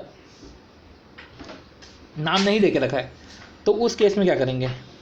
तो अब उस केस में क्या करेंगे कि जिस दूसरे पर्सन को अपॉइंट करना है उसका रिटर्न कंसेंट उससे ले लिया जाएगा of the propose resolution professional specified form में। अब जो कमिटी ऑफ क्रेडिटर है वो फॉरवर्ड करेगा जो एक पर्टिकुलर इन्फॉर्मेशन प्रोफेशनल प्रपोज या एडजुडिकेटिंग अथॉरिटी को बोलेगा कि इसको अपॉइंट करो। एडजुडिकेटिंग अथॉरिटी ना इसको फॉरवर्ड करेगा बोर्ड को, बोर्ड जो है 10 दिन में रिप्लाई करेगी। और अगर उसके अगेंस्ट में कोई डिसिप्लिनरी प्रोसीडिंग्स पेंडिंग नहीं है तो प्रपोज जो रिजोल्यूशन प्रोफेशनल है वो अपॉइंट हो जाएगा। पर अगर पेंडिंग है तो जो रिजोल्यूशन प्रोफेशनल है वो ही कंटिन्यू करेगा till the appointment of another resolution professional. अब approval of committee of creditor for certain actions of the resolution professional. अब जो है कुछ एक्शंस होते हैं रिजोल्यूशन प्रोफेशनल के, तो रिजोल्यूशन प्रोफेशनल जो है पर्टिकुलर कुछ काम करता है, उस काम में जो है कमिटी है वो अप्रूव करती है। तो जो कमिटी ऑफ क्रेडिटर है वो कमिटी ऑफ क्रेडिटर जो है अप्रूव करती है रिजोल्यूशन प्रोफेशनल के एक्शंस को। तो सर्टन एक्शंस जो है रिजोल्यूशन प्रोफेशनल के, तो जो सर्टन एक्शंस है रिजोल्यूशन प्रोफेशनल के उसको अप्रूव करती है। तो सर्टन एक्शंस जो है रिजोल्यूशन प्रोफेशनल के उसको अप्रूव किया जाता है। The resolution professional during the CIRP shall not take any of the following actions. वो ये एक्शंस नहीं कर पा सकता, तो shall not take any of the following actions, तो वो एक्शंस नहीं कर पाएगा without the prior approval of committee of creditor. मतलब कि उसको कमिटी ऑफ क्रेडिटर का तो अप्रूवल चाहिए ही चाहिए। तो ये पर्टिकुलर वो जो है ये पर्टिकुलर ये एक्शंस है जिसमें कमिटी ऑफ क्रेडिटर का अप्रूवल चाहिए कि अगर उसको कोई रिलेटेड पार्टी ट्रांजेक्शन करना हो तो कमिटी ऑफ क्रेडिटर से अप्रूवल लेगा वो, या तो उसको अपनी अथॉरिटी के दूसरे पर्सन को डेलीगेट करना है तो कमिटी ऑफ क्रेडिटर का जो है वो अप्रूवल लेगा। फिर अमेंड करने कॉन्स्टिट्यूशनल डॉक्यूमेंट, अमेंड करना है कॉन्स्टिट्यूशनल डॉक्यूमेंट, या चेंज इन द मैनेजमेंट को चेंज करना है, तो इस केस में चेंज इन दी ओनरशिप करना है of the corporate debtor, capital structure को चेंज करना है, या सिक्योरिटी इंटरेस्ट को क्रिएट करना है over the asset of corporate debtor. तो ये जो पर्टिकुलर काम है, ये पर्टिकुलर काम जो है वो फिनेंशियल वो जो है वो कमिटी ऑफ क्रेडिटर के अप्रूवल के बिना नहीं हो पाएंगे।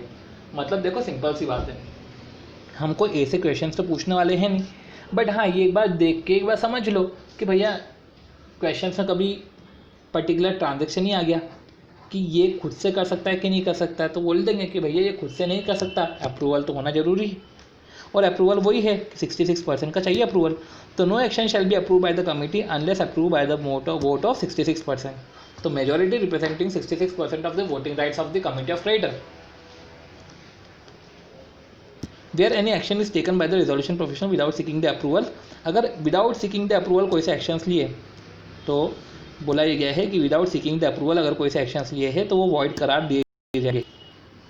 और कमिटी ऑफ क्रेडिटर में report the actions of the resolution professional, अगर कोई से रिजोल्यूशन प्रोफेशनल ने कोई से एक्ट करे हैं तो वो रिपोर्ट करेगा वो पर्टिकुलर एक्शंस को बोर्ड को, वो बोलेगा कि इसके अगेंस्ट में नेसेसरी एक्शंस लो, क्योंकि ये जो है इसने सबसे पहले तो जो हमसे अप्रूवल नहीं लिया बाकायदा जो है वो सारे एक्शंस को बोर्ड को रिप्रेजेंट करेंगे, बोर्ड को बताएंगे और बोर्ड उसके अगेंस्ट में कुछ एक्शंस लेगा। प्रिपरेशन ऑफ इंफॉर्मेशन मेमोरेंडम, अगर इंफॉर्मेशन मेमोरेंडम की बात आए तो according to section 29 of the code resolution professional जो है वो इंफॉर्मेशन मेमोरेंडम प्रिपेयर करता है। तो जो रिजोल्यूशन प्रोफेशनल है, जो पर्टिकुलर रिजोल्यूशन प्रोफेशनल है वो इंफॉर्मेशन मेमोरेंडम प्रिपेयर करता है। ये कमिटी ऑफ क्रेडिटर प्रिपेयर नहीं करती है, रिजोल्यूशन एप्लीकेंट जो है वो रिजोल्यूशन प्लान बनाते हैं, पर जो रिजोल्यूशन प्रोफेशनल है वो रिजोल्यूशन प्रोफेशनल इंफॉर्मेशन मेमोरेंडम बनाते हैं। तो जो रिजोल्यूशन प्रोफेशनल है वो बाकायदा इंफॉर्मेशन मेमोरेंडम बनाते हैं जिसके अंदर सच रिलेवेंट इन्फॉर्मेशन होती है as may be specified by the board. तो resolution professional shall provide to the resolution applicant access to the all relevant information. तो रिजोल्यूशन प्रोफेशनल जो है वो प्रोवाइड करते हैं रिजोल्यूशन एप्लीकेंट को सारी रिलेवेंट इन्फॉर्मेशन। तो क्या बोला है कि बाकायदा वो इन्फॉर्मेशन मेमोरेंडम बनाते हैं और रिजोल्यूशन प्रोफेशनल को सारी जो है रिलेवेंट इन्फॉर्मेशन देते हैं। फिर रिजोल्यूशन प्रोफेशनल जो है उसके हिसाब से जो है पर्टिकुलर प्लान बनाता है। अब जब रिलेवेंट इन्फॉर्मेशन की बात करें तो रिलेवेंट इन्फॉर्मेशन में क्या बोला है, financial position of the corporate debtor, कि कॉर्पोरेट डेटर की फिनेंशियल पोजीशन क्या है, क्योंकि उसके ही हिसाब से जो है वो पर्टिकुलर रिजोल्यूशन प्लान बनाएंगे। तो फिनेंशियल पोजीशन बता के रखी है। और फिर all information related to disputes, कि कॉर्पोरेट डेटा के रिस्पेक्ट में डिस्प्यूट क्या है, अदर मैटर, सिंपल सी बात है जो इन्फॉर्मेशन यूटिलिटी के अंदर जो रिकॉर्ड्स है ना सारे के सारे रिकॉर्ड्स वो दे देगा रिलेवेंट इन्फॉर्मेशन के रूप में। फिर जो रिजोल्यूशन एप्लीकेंट है, अब वो जो रिलेवेंट इन्फॉर्मेशन दे रहा है तो वो तो एलिजिबल रिजोल्यूशन एप्लीकेंट को देना है, वो तो एलिजिबल रिजोल्यूशन एप्लीकेंट को देना है ना, उसके अलावा तो किसी को दे नहीं सकते। अब वो जो एलिजिबिलिटी है, person not eligible to be an resolution applicant, तो ये जो है ये एलिजिबिलिटी के क्राइटेरिया को डिफाइन कर रहा है। कि जो पर्सन है ये रिजोल्यूशन एप्लीकेंट नहीं बन पाएंगे, कि ये पर्टिकुलर पर्सन जो है वो रिजोल्यूशन एप्लीकेंट नहीं बन पाएंगे। तो इस वाले सेक्शन पे हम बाद में आते हैं। हम अभी फ्लो समझते हैं। फ्लो में क्या बोला है कि रिजोल्यूशन एप्लीकेंट जो है वो रिलेवेंट इन्फॉर्मेशन देता है। तो रिजोल्यूशन प्रोफेशनल जो है रिलेवेंट इन्फॉर्मेशन जो है इन्फॉर्मेशन मेमोरेंडम के थ्रू देता है। तो क्या बोला के रखा है कि रिजोल्यूशन प्रोफेशनल है, इन्फॉर्मेशन मेमोरेंडम प्रिपेयर करते हैं, इसके अंदर रिलेवेंट इन्फॉर्मेशन रहती है। रिलेवेंट इन्फॉर्मेशन में फिनेंशियल पोजीशन रहती है, जो डिस्प्यूट रहते हैं कॉर्पोरेट डेटर के फिनेंशियल पोजीशन है, कोई जो भी डिस्प्यूट्स है, जो भी क्लेम्स है, उसके रिस्पेक्ट में सारी इन्फॉर्मेशन रहती है, और other matter pertaining to corporate debtor as may be specified. फिर उसके बाद जो है रिजोल्यूशन एप्लीकेंट की एलिजिबिलिटी क्राइटेरिया को देखेंगे, फिर वो रिजोल्यूशन प्लान बनाएगा। फिर रिजोल्यूशन प्लान वो बनाएगा, तो रिजोल्यूशन प्लान की हम बात करते हैं। तो रिजोल्यूशन प्लान में क्या बोल के रखा है कि सबमिशन ऑफ रिजोल्यूशन प्लान। तो जो रिजोल्यूशन एप्लीकेंट है वो सबमिट करेगा resolution plan along with the affidavit stating that he is eligible, और एफिडेविट के साथ, तो विद अलॉन्ग विद एफिडेविट, और एफिडेविट में क्या है कि वो एलिजिबल है as a resolution applicant to the resolution professional. अब वो जो प्रिपेयर हुआ है रिजोल्यूशन प्लान जो प्रिपेयर हुआ है वो on the basis of information memorandum prepare हुआ है। अब रिजोल्यूशन प्लान को बाकायदा जो है एग्जामिन किया जाएगा। जो पर्टिकुलर रिजोल्यूशन प्लान है वो रिजोल्यूशन प्लान को एग्जामिन करेगा रिजोल्यूशन प्रोफेशनल, एग्जामिन करेगा और क्या क्या चेक करेगा। अगर करेगा तो क्या क्या चेक करेगा, वो देखेगा कि रिजोल्यूशन प्लान में ये सब पर्टिकुलर चीज़ें है कि नहीं है। जैसे कि payment of insolvency resolution cost, IRP की कॉस्ट का पेमेंट को प्रायोरिटी दी है कि नहीं दी है, ऑपरेशनल क्रेडिटर के डेप्ट को पेमेंट की प्रायोरिटी दी है कि नहीं दी है, और ऑपरेशनल क्रेडिटर का डेप्ट का पेमेंट लिक्विडेशन के टाइम जो हम पे करते हैं उससे कम नहीं होना चाहिए। तो पेमेंट ऑफ डेप्ट of operational creditor shall not be less than the amount to be paid by the operational creditor in the event of liquidation।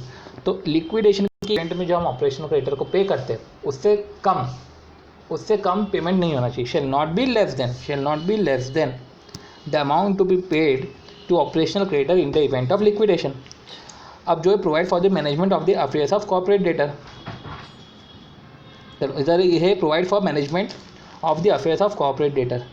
अब वो जो है रिजोल्यूशन प्लान में चेक करा जाएगा कि management of the affairs of corporate data के respect में बात करी है कि नहीं करी है after the approval of resolution plan. कि रिजोल्यूशन प्लान अगर अप्रूव हुआ तो बात यह है कि अगर रिजोल्यूशन प्लान अप्रूव हो गया तो रिजोल्यूशन प्लान के अप्रूवल के बाद कॉर्पोरेट डेटा के जो है अफेयर्स को कौन मैनेज करेगा, रिजोल्यूशन प्लान को इम्प्लीमेंट और सुपरवाइज कौन करेगा, तो कॉर्पोरेट डेटर को मैनेज कौन करेगा, और कॉर्पोरेट डेटर को मैनेज कौन करेगा after approval of resolution plan, implementation and supervisor कौन करेगा, रिजोल्यूशन प्लान को, क्योंकि रिजोल्यूशन प्लान बनाया है रिजोल्यूशन एप्लीकेंट ने मेहनत से बनाया है। अब इस रिजोल्यूशन प्लान के अकॉर्डिंग कॉर्पोरेट डेटर को वर्क करना है। तो सबसे पहले कॉर्पोरेट डेटर का मैनेजमेंट कौन करेगा, ये जो पर्टिकुलर रिजोल्यूशन प्लान है, ये पर्टिकुलर रिजोल्यूशन प्लान को इम्प्लीमेंट और सुपरवाइज कौन करेगा, ओके। और फिर ये भी चेक करेगा कि जो रिजोल्यूशन प्लान है वो प्रोविजंस ऑफ लॉ का कॉन्ट्रावेंशन नहीं कर दे। तो इस तरीके से जो है पर्टिकुलर हमने समझा, वो confirmation to the other requirement. फिर अप्रूवल करते हैं committee of creditor. Committee of creditor जो है वो रिजोल्यूशन प्लान को अप्रूव करते हैं, और इसमें भी जो अप्रूवल है by the majority representing 66% of the voting share of committee of creditor, तो voting share of financial creditor. फिर जो है इसमें इंपॉर्टेंट ये है कि रिजोल्यूशन एप्लीकेंट जो है इसकी मीटिंग को अटेंड कर सकता है। तो जो रिजोल्यूशन प्रोफेशनल है वो कमिटी ऑफ क्रेडिटर की मीटिंग को अटेंड कर, हाँ। तो हमने क्या पढ़ा कि जो रिजोल्यूशन प्रोफेशनल है वो प्रेजेंट होगा कमिटी ऑफ क्रेडिटर की मीटिंग में। अब जो resolution shall present to the committee of creditor, जो रिजोल्यूशन प्रोफेशनल है shall present to committee of creditor for its approval such resolution plan, क्योंकि उसने तो अपनी तरफ से एग्जामिन कर लिया है।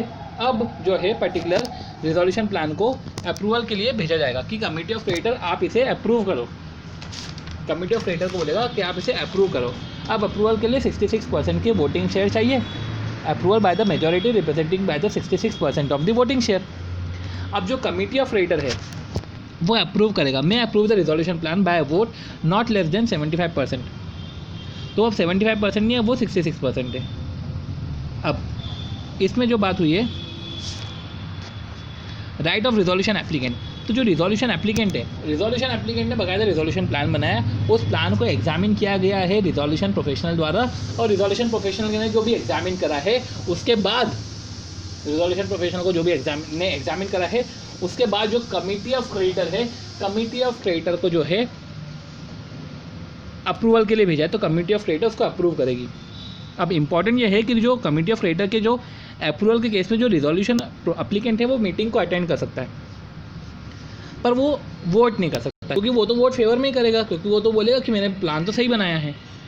अब submission of the approved resolution plan, और जो रिजोल्यूशन प्लान अगर अप्रूव हो गया तो एडजुडिकेटिंग अथॉरिटी को जाएगा। इस इम्पॉर्टेंट ये है कि अगर रिजोल्यूशन प्लान में अगर प्रोविज़न है कंपटीशन कमीशन ऑफ इंडिया का, तो अप्रूवल के पहले तो अगर रिजोल्यूशन प्लान में प्रोविज़न है कॉम्बिनेशन का, तो उसके पहले जो है आपको कंपटीशन एक्ट के अंदर कंपटीशन कमीशन ऑफ इंडिया से अप्रूव करवाना पड़ेगा, तभी जाकर जो है ये कमिटी ऑफ क्रेडिटर से फिर अप्रूव होगा। तो कमिटी ऑफ क्रेडिटर के अप्रूव होने से पहले जो है कंपटीशन कमीशन ऑफ इंडिया के थ्रू अप्रूव होना ज़रूरी है। और देखा जाए तो अब मौसम हो चुका है बारिश का, और इसलिए आपको हो सकता है कि थोड़ा बहुत आंधी तूफान बारिश की आवाज़ आ जाए, तो थोड़ा सा कोऑपरेट कर लीजिएगा। तो हमने क्या पढ़ा कि हाँ कि अप्रूवल ऑफ रिजोल्यूशन प्लान, तो रिजोल्यूशन प्लान का अप्रूवल होता है बाय द एडजुडिकेटिंग अथॉरिटी। तो जो एडजुडिकेटिंग अथॉरिटी है वो रिजोल्यूशन प्लान को अप्रूव करती है। फिर एडजुडिकेटिंग अथॉरिटी अगर सेटिस्फाई होती है तो रिजोल्यूशन प्लान अप्रूव हो जाता है। तो एडजुडिकेटिंग अथॉरिटी अगर सेटिस्फाई होती है कि रिजोल्यूशन प्लान जो कमिटी ऑफ क्रेडिटर ने अप्रूव करा है वो रिक्वायरमेंट्स को मीट कर रहा है, तो वो ऑर्डर देता है अप्रूवल का, जो फिर बाइंडिंग होगा। बाइंडिंग किस पे होगा भैया? हम किसके लिए बना रहे हैं रिजोल्यूशन प्लान? हम बना रहे हैं कॉर्पोरेट डेटर के लिए, उसके employees, member, creditor, guarantor, other stakeholder सब पे एप्लीकेबल होगा।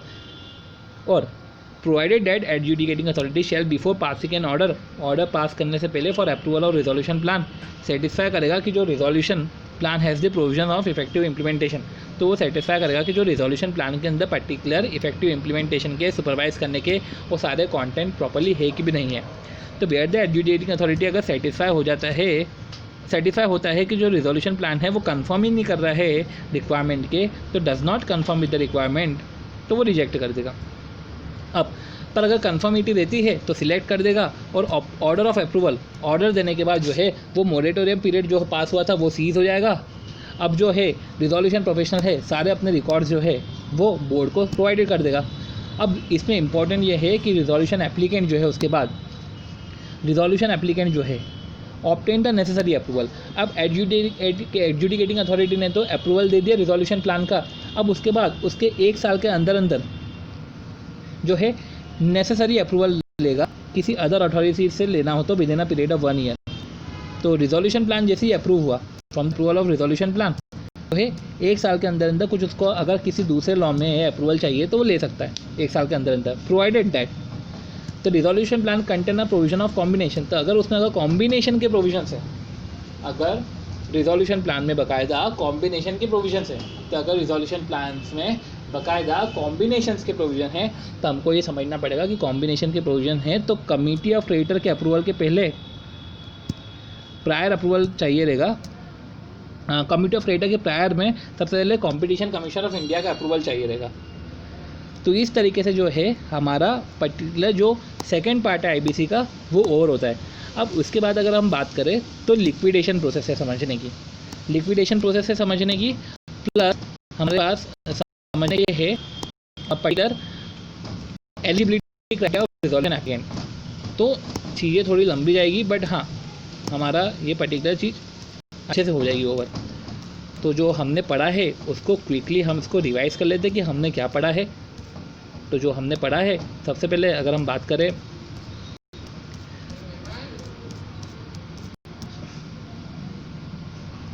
हाँ तो हम यहाँ से हमने स्टार्ट किया था कि बाकायदा ये एप्लीकेशन प्रोवाइड करते हैं ऑपरेशनल क्रेडिटर, फाइनेंशियल क्रेडिटर और कॉर्पोरेट डेटर। कौन पर्सन इंटाइटल नहीं है तो जिसका CIRP ओवर हुआ है या जिसका CIRP चल रहा है और जिसका CIRP ओवर हुआ है उसको 12 महीने नहीं हुए हैं।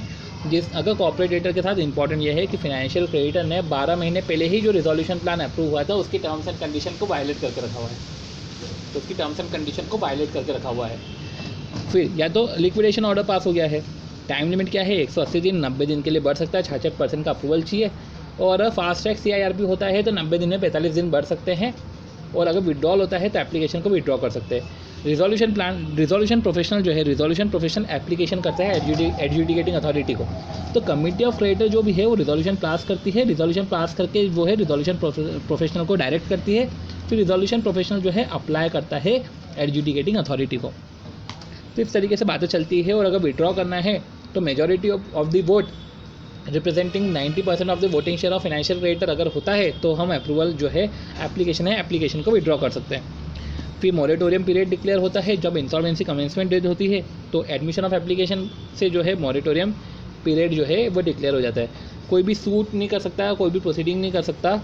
और अपॉइंटमेंट होता है इंसॉल्वेंसी रिजोल्यूशन प्रोफेशनल का 14 दिन के अंदर अंदर, और पब्लिक अनाउंसमेंट होता है 3 दिन के अंदर अंदर इंसॉल्वेंसी कमेंसमेंट डेट से, या वो अपन बोल सकते हैं कि एडमिशन की डेट से। फिर मॉरेटोरियम पीरियड की बात कही।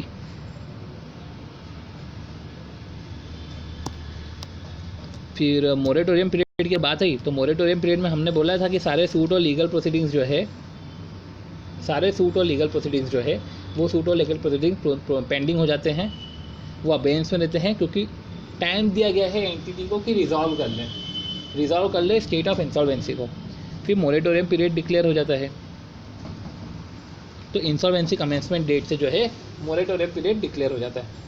अब जो है इंस्टीट्यूशन नहीं हो सकता सूट का, डिस्पोज नहीं कर सकते, एलिनेट नहीं कर सकते, ट्रांसफर नहीं कर सकते, अटैच एलिनेट नहीं कर सकते, इनकम्बेंट नहीं कर सकते कॉर्पोरेट डेटा की एसेट्स को और the legal right of beneficial interest को। फिर उसके बाद हमने पढ़ा था कि जो पर्टिकुलर कॉर्पोरेट डेटर की जो एसेट्स है, कॉर्पोरेट डेटा की एसेट्स है, उसके रिस्पेक्ट में फोरक्लोज नहीं कर सकते, रिकवर नहीं कर सकते, इनक्लोज नहीं कर सकते, फोरक्लोज रिकवर और इन्फोर्स नहीं कर सकते सिक्योरिटी इंटरेस्ट को जो क्रिएट करके रखा है कॉर्पोरेट डेटर ने। तो कॉर्पोरेट डेटर ने जो कॉर्पोरेट डेटर ने अपने प्रॉपर्टी के रिस्पेक्ट में, कॉर्पोरेट डेटा की प्रॉपर्टी के रिस्पेक्ट में कोई से भी सरफाइजी एक्ट के प्रोविजंस एप्लीकेबल नहीं होंगे, ना तो फोरक्लोज रिकवर और इन्फोर्स होगा, पर वो गारंटर के रिस्पेक्ट में तो होगा। फिर जो प्रॉपर्टी है हमने पढ़ा था कि रिकवरी होगी, रिकवरी कोई नहीं सकता, ओनर और लेसर जो है प्रॉपर्टी की रिकवरी नहीं कर सकते, एसेंशियल गुड्स और सर्विसेज दे सकते हैं। जो है प्रोहिबिटेड एक्ट से, कुछ एक्ट जो प्रोहिबिटेड है सारे, पर अगर सेंट्रल गवर्नमेंट ने कुछ अगर नोटिफाई करके रखे हैं तो वो एक्ट जो है वो परमिसेबल रहेंगे। फिर moratorium period shall cease to have effect, तो moratorium period shall cease to have effect तब होता है जब रिजोल्यूशन प्लान अप्रूव हो जाता है या लिक्विडेशन ऑर्डर पास हो जाता है। अदरवाइज जब CIRP खत्म हो रहा है, पर तो CIRP जब खत्म होता है जब moratorium period cease to effect हो ही जाता है। फिर जो है सच जो पर्टिकुलर ट्रांजेक्शन है वो ट्रांजेक्शन जो है as may be notified by the central government consultation with the financial regulator, उस पर मोरेटोरियम पीरियड नहीं लगता है, मतलब वो प्रोहिबिट नहीं है, वो एक्शंस कर सकते हैं। और कॉन्ट्रैक्ट ऑफ गारंटी जो है वो कॉन्ट्रैक्ट ऑफ गारंटी भी अफेक्ट नहीं होगी। अब पॉइंट ये है कि इसके बाद हमने जो पढ़ा कि पब्लिक अनाउंसमेंट 3 दिन में करना पड़ता है। इंटरिम रिजोल्यूशन प्रोफेशन के अपॉइंटमेंट के बाद बाकायदा कुछ रिलेवेंट उसमें चीज़ें जाती है, और फिर पब्लिक अनाउंसमेंट में चीज़ें जाने के बाद वो है इंटरिम रिजोल्यूशन प्रोफेशन जो है 14 डेज़ के अंदर, इंसॉल्वेंसी कमेंसमेंट डेट के 14 डेज़ के अंदर अपॉइंट होता है, और वो कलेक्ट करता है, कोलेट करता है सारे क्लेम्स को, कॉन्स्टिट्यूट करता है मीटिंग को, रिजोल्यूशंस को प्रॉपर्ली कंडक्ट करता है, और पब्लिक अनाउंसमेंट करता है, और कमिटी ऑफ क्रेडिटर की फर्स्ट मीटिंग करता है। तो ये सब पर्टिकुलर चीज़ करता है। मैनेजमेंट, सारे अफेयर्स के मैनेजमेंट उसको वेस्ट हो जाते हैं, सारे ऑफिसर डायरेक्टर उसको रिपोर्ट करते हैं, बोर्ड ऑफ डायरेक्टर की पावर उसको चली जाती है, जो एग्जिस्टिंग बोर्ड ऑफ डायरेक्टर है वो सस्पेंड हो जाता है, फाइनेंशियल इंस्टीट्यूशन उसके बिहाफ पे काम करते हैं, उसके इंस्ट्रक्शंस पे काम करते हैं।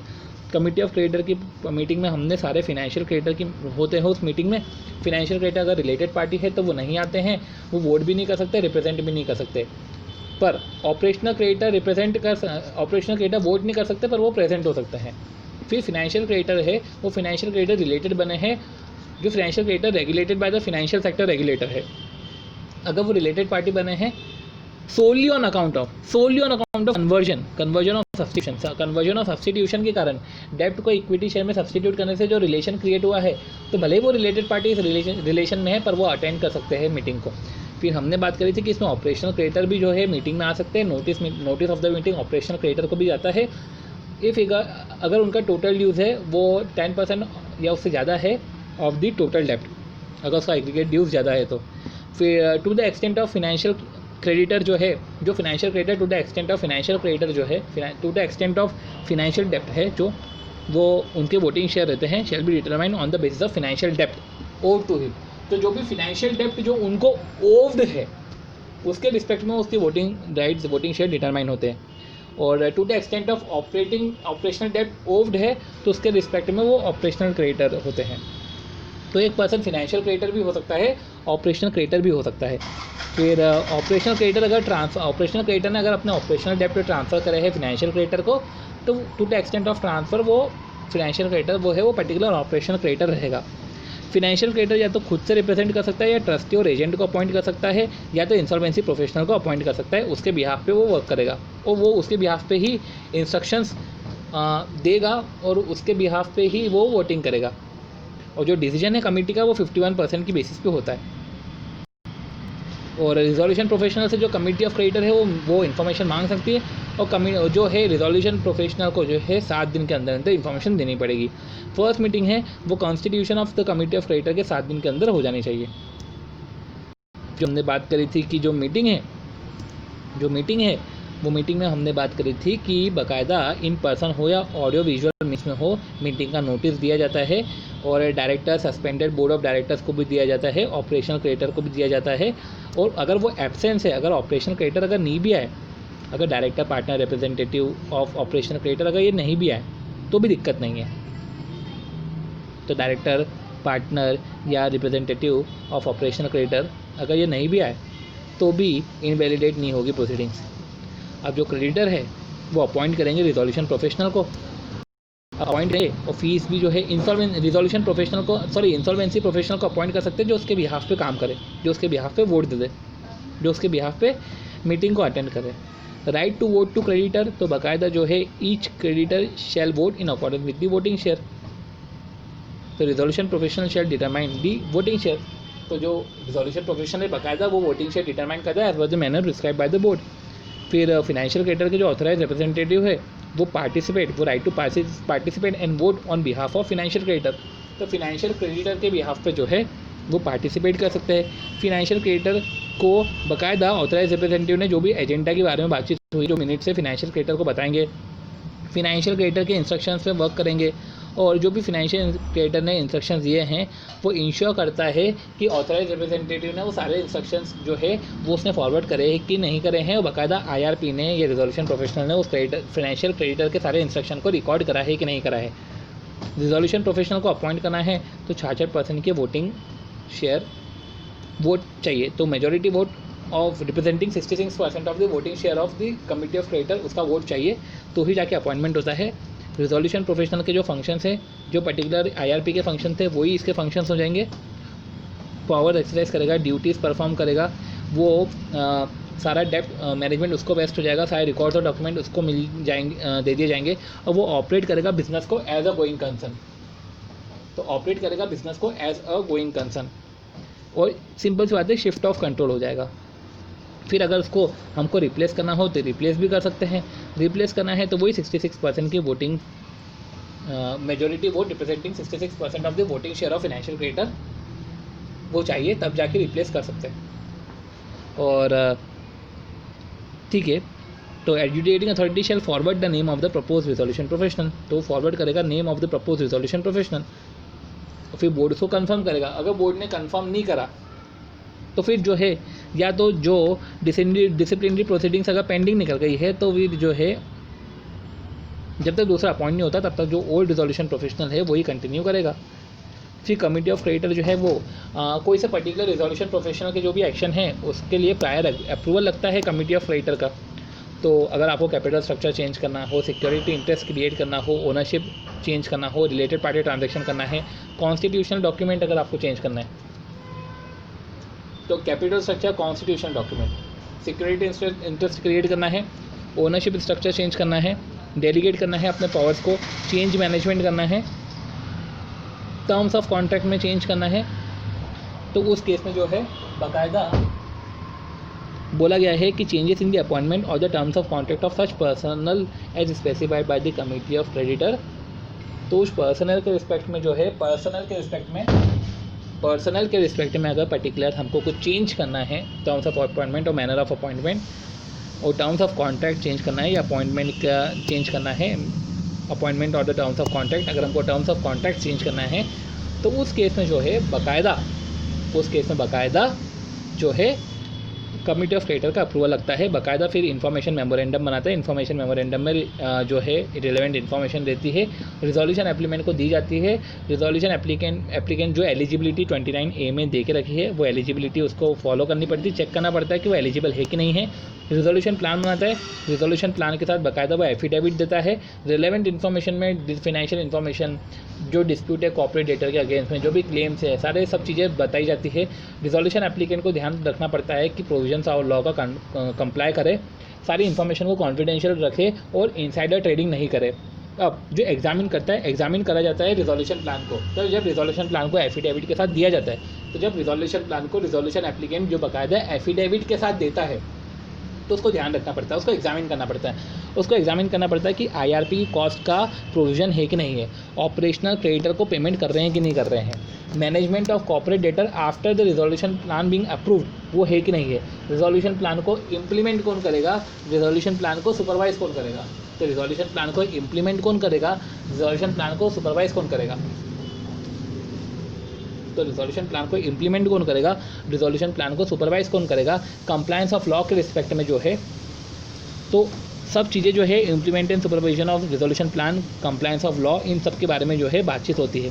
फिर कमिटी ऑफ क्रेडिटर्स को अप्रूव करता है। कमिटी ऑफ क्रेडिटर जब अप्रूव करता है तो उसकी मीटिंग में रिजोल्यूशन एप्लीकेंट भी आ सकता है, पर वो मीटिंग में पार्टिसिपेट कर सकता है, वोट नहीं कर सकता। अगर रिजोल्यूशन प्लान में कॉम्बिनेशन के प्रोविजंस हो तो आपको अप्रूवल के पहले अप्रूवल तो 66% का होगा, पर अप्रूवल के पहले आपको कॉम्पिटिशन कमीशन ऑफ इंडिया से अप्रूवल कराना पड़ेगा। फिर जो है आप रिजोल्यूशन प्लान सबमिट करोगे एडजुडिकेटिंग अथॉरिटी को, एडजुडिकेटिंग अथॉरिटी या तो अप्रूव करेगा या तो रिजेक्ट करेगा। अब वो अप्रूव करेगा तो मोरेटोरियम पीरियड सीज हो जाएगा, सारे डॉक्यूमेंट रिकॉर्ड है बोर्ड ऑफ डायरेक्टर को फॉरवर्ड हो जाएंगे, ऐसी बात थी। फिर हमने एक रिजोल्यूशन प्रोफेशनल का टेन्योर पढ़ा था, तो रिजोल्यूशन प्रोफेशनल का हमने टेन्योर ये पढ़ा था कि जो जब तक सीआईआरपी की लास्ट डेट तक जो है रिजोल्यूशन प्रोफेशनल अपने फंक्शन को कंटिन्यू करेगा, पर उसके पहले ही अगर जो रिजोल्यूशन प्लान का ऑर्डर एडजुडिकेटिंग अथॉरिटी को सबमिट करा है तो एडजुडिकेटिंग अथॉरिटी के ऑर्डर तक वो अपने परफॉर्मेंस को, जो अपने फंक्शंस को परफॉर्म करेगा। एडजुडिकेटिंग अथॉरिटी का जब ऑर्डर आता है, एडजुडिकेटिंग अथॉरिटी के ऑर्डर आने के बाद जो है वो ऑर्डर बाइंडिंग हो जाता है, वो बाइंडिंग हो जाता है कॉर्पोरेट डेटर पे, एम्प्लॉयज़ पे, मेंबर्स पे, क्रेडिटर पे, गारंटर पे, सब पे बाइंडिंग हो जाता है। अब उसके बाद जो है रिजोल्यूशन एप्लीकेंट जो है, जो रिजोल्यूशन एप्लीकेंट है उसके बाद 1 साल के अंदर उसके पास टाइम है, 1 साल के अंदर जो है with in a period of 1 year, उसके बाद 1 साल के अंदर टाइम है कि किसी अनदर लॉ में उसका कुछ अप्रूवल लेना हो तो वो ले सकता है। अब इधर हमने बात करी है कि सेटलमेंट एग्रीमेंट से काम नहीं चलेगा, मतलब ये बोलना चाह रहा हूँ कि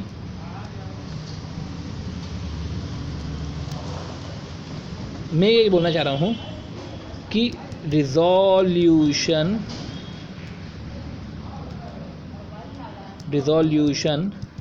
professional submit information memorandum, resolution applicant furnish resolution plan, फिर resolution professional examine such plan, committee of creditor approve such plan, AA order such plan after satisfaction. तो पॉइंट ये है कि एक प्रोसेस है, आईबीसी के अंदर ये प्रोसेस देख रखी है। अगर कॉर्पोरेट डेटर चाहे तो कॉर्पोरेट डेटर को अगर लग रहा है कि यार सीआईआरपी स्टार्ट हो गई है, रिजोल्यूशन प्रोफेशनल अपॉइंट हुआ है, वो ऐसा कर रहा है कि कॉर्पोरेट डेटर ने सेटलमेंट एग्रीमेंट से जो है सारे क्रेडिटर के पेमेंट को सेटल कर लिया, तो भैया बोला ये गया है कि आईबीसी में एक प्रोसेस है कि रिजोल्यूशन प्लान बनता है, रिजोल्यूशन प्लान के तहत उसको अप्रूव किया जाता है, फिर एडजुडिकेटिंग अथॉरिटी उसको अप्रूव करता है, फिर इसके तहत जो है वो पेमेंट होते हैं और कॉर्पोरेट डेटर को रिजोल्यूशन प्लान के अकॉर्डिंग वर्क करना पड़ता है। तो सेटलमेंट एग्रीमेंट से काम नहीं चलेगा। आईबीसी के अंदर जो प्रोसेस फ्लो है वो प्रोसेस फ्लो को आपको फॉलो करना पड़ेगा। तो corporate debtor after initiation of CIRP या after the insolvency commencement date वो ये नहीं कर सकता कि सेटलमेंट एग्रीमेंट ही पास करवा दे और सेटलमेंट एग्रीमेंट से ही फिनेंशियल क्रेडिटर के सारे जो है अमाउंट है उसको सेटल कर दे। आप बाकायदा प्रोफेशनल रिजोल्यूशन प्लान तो बनेगा ही बनेगा। तो इस तरीके से एक क्वेश्चन था, वो जो क्वेश्चन हम देख लेंगे। तो इस तरीके से जो है हमने इसको ब्रीफली रिवाइज करा है और आपको कैसा लगा है आप बताइएगा, आपको समझ में आया है कि नहीं आया है, और अगर बहुत जल्दी में गया है या कुछ प्रोविजंस को उड़ाया है तो आप बता दीजिएगा, क्योंकि ये समझना ज़रूरी है, क्योंकि 10 नंबर का है तो इसमें हमको ध्यान देना ज़रूरी है। तो आपको कैसा लगा है बताइएगा, और कोई भी पर्टिकुलर कमेंट आपको करना है तो कर दीजिएगा, लाइक डिसलाइक जो भी करना है कर दीजिएगा। एंड कंस्ट्रक्टिव क्रिटिसिज्म एक्सेप्टेड है, जैसे कमेंट आते हैं उस हिसाब से समझ में आएगा कि किस तरीके से वीडियोस मुझे आगे और बनाने हैं। तो thank you and have a nice day.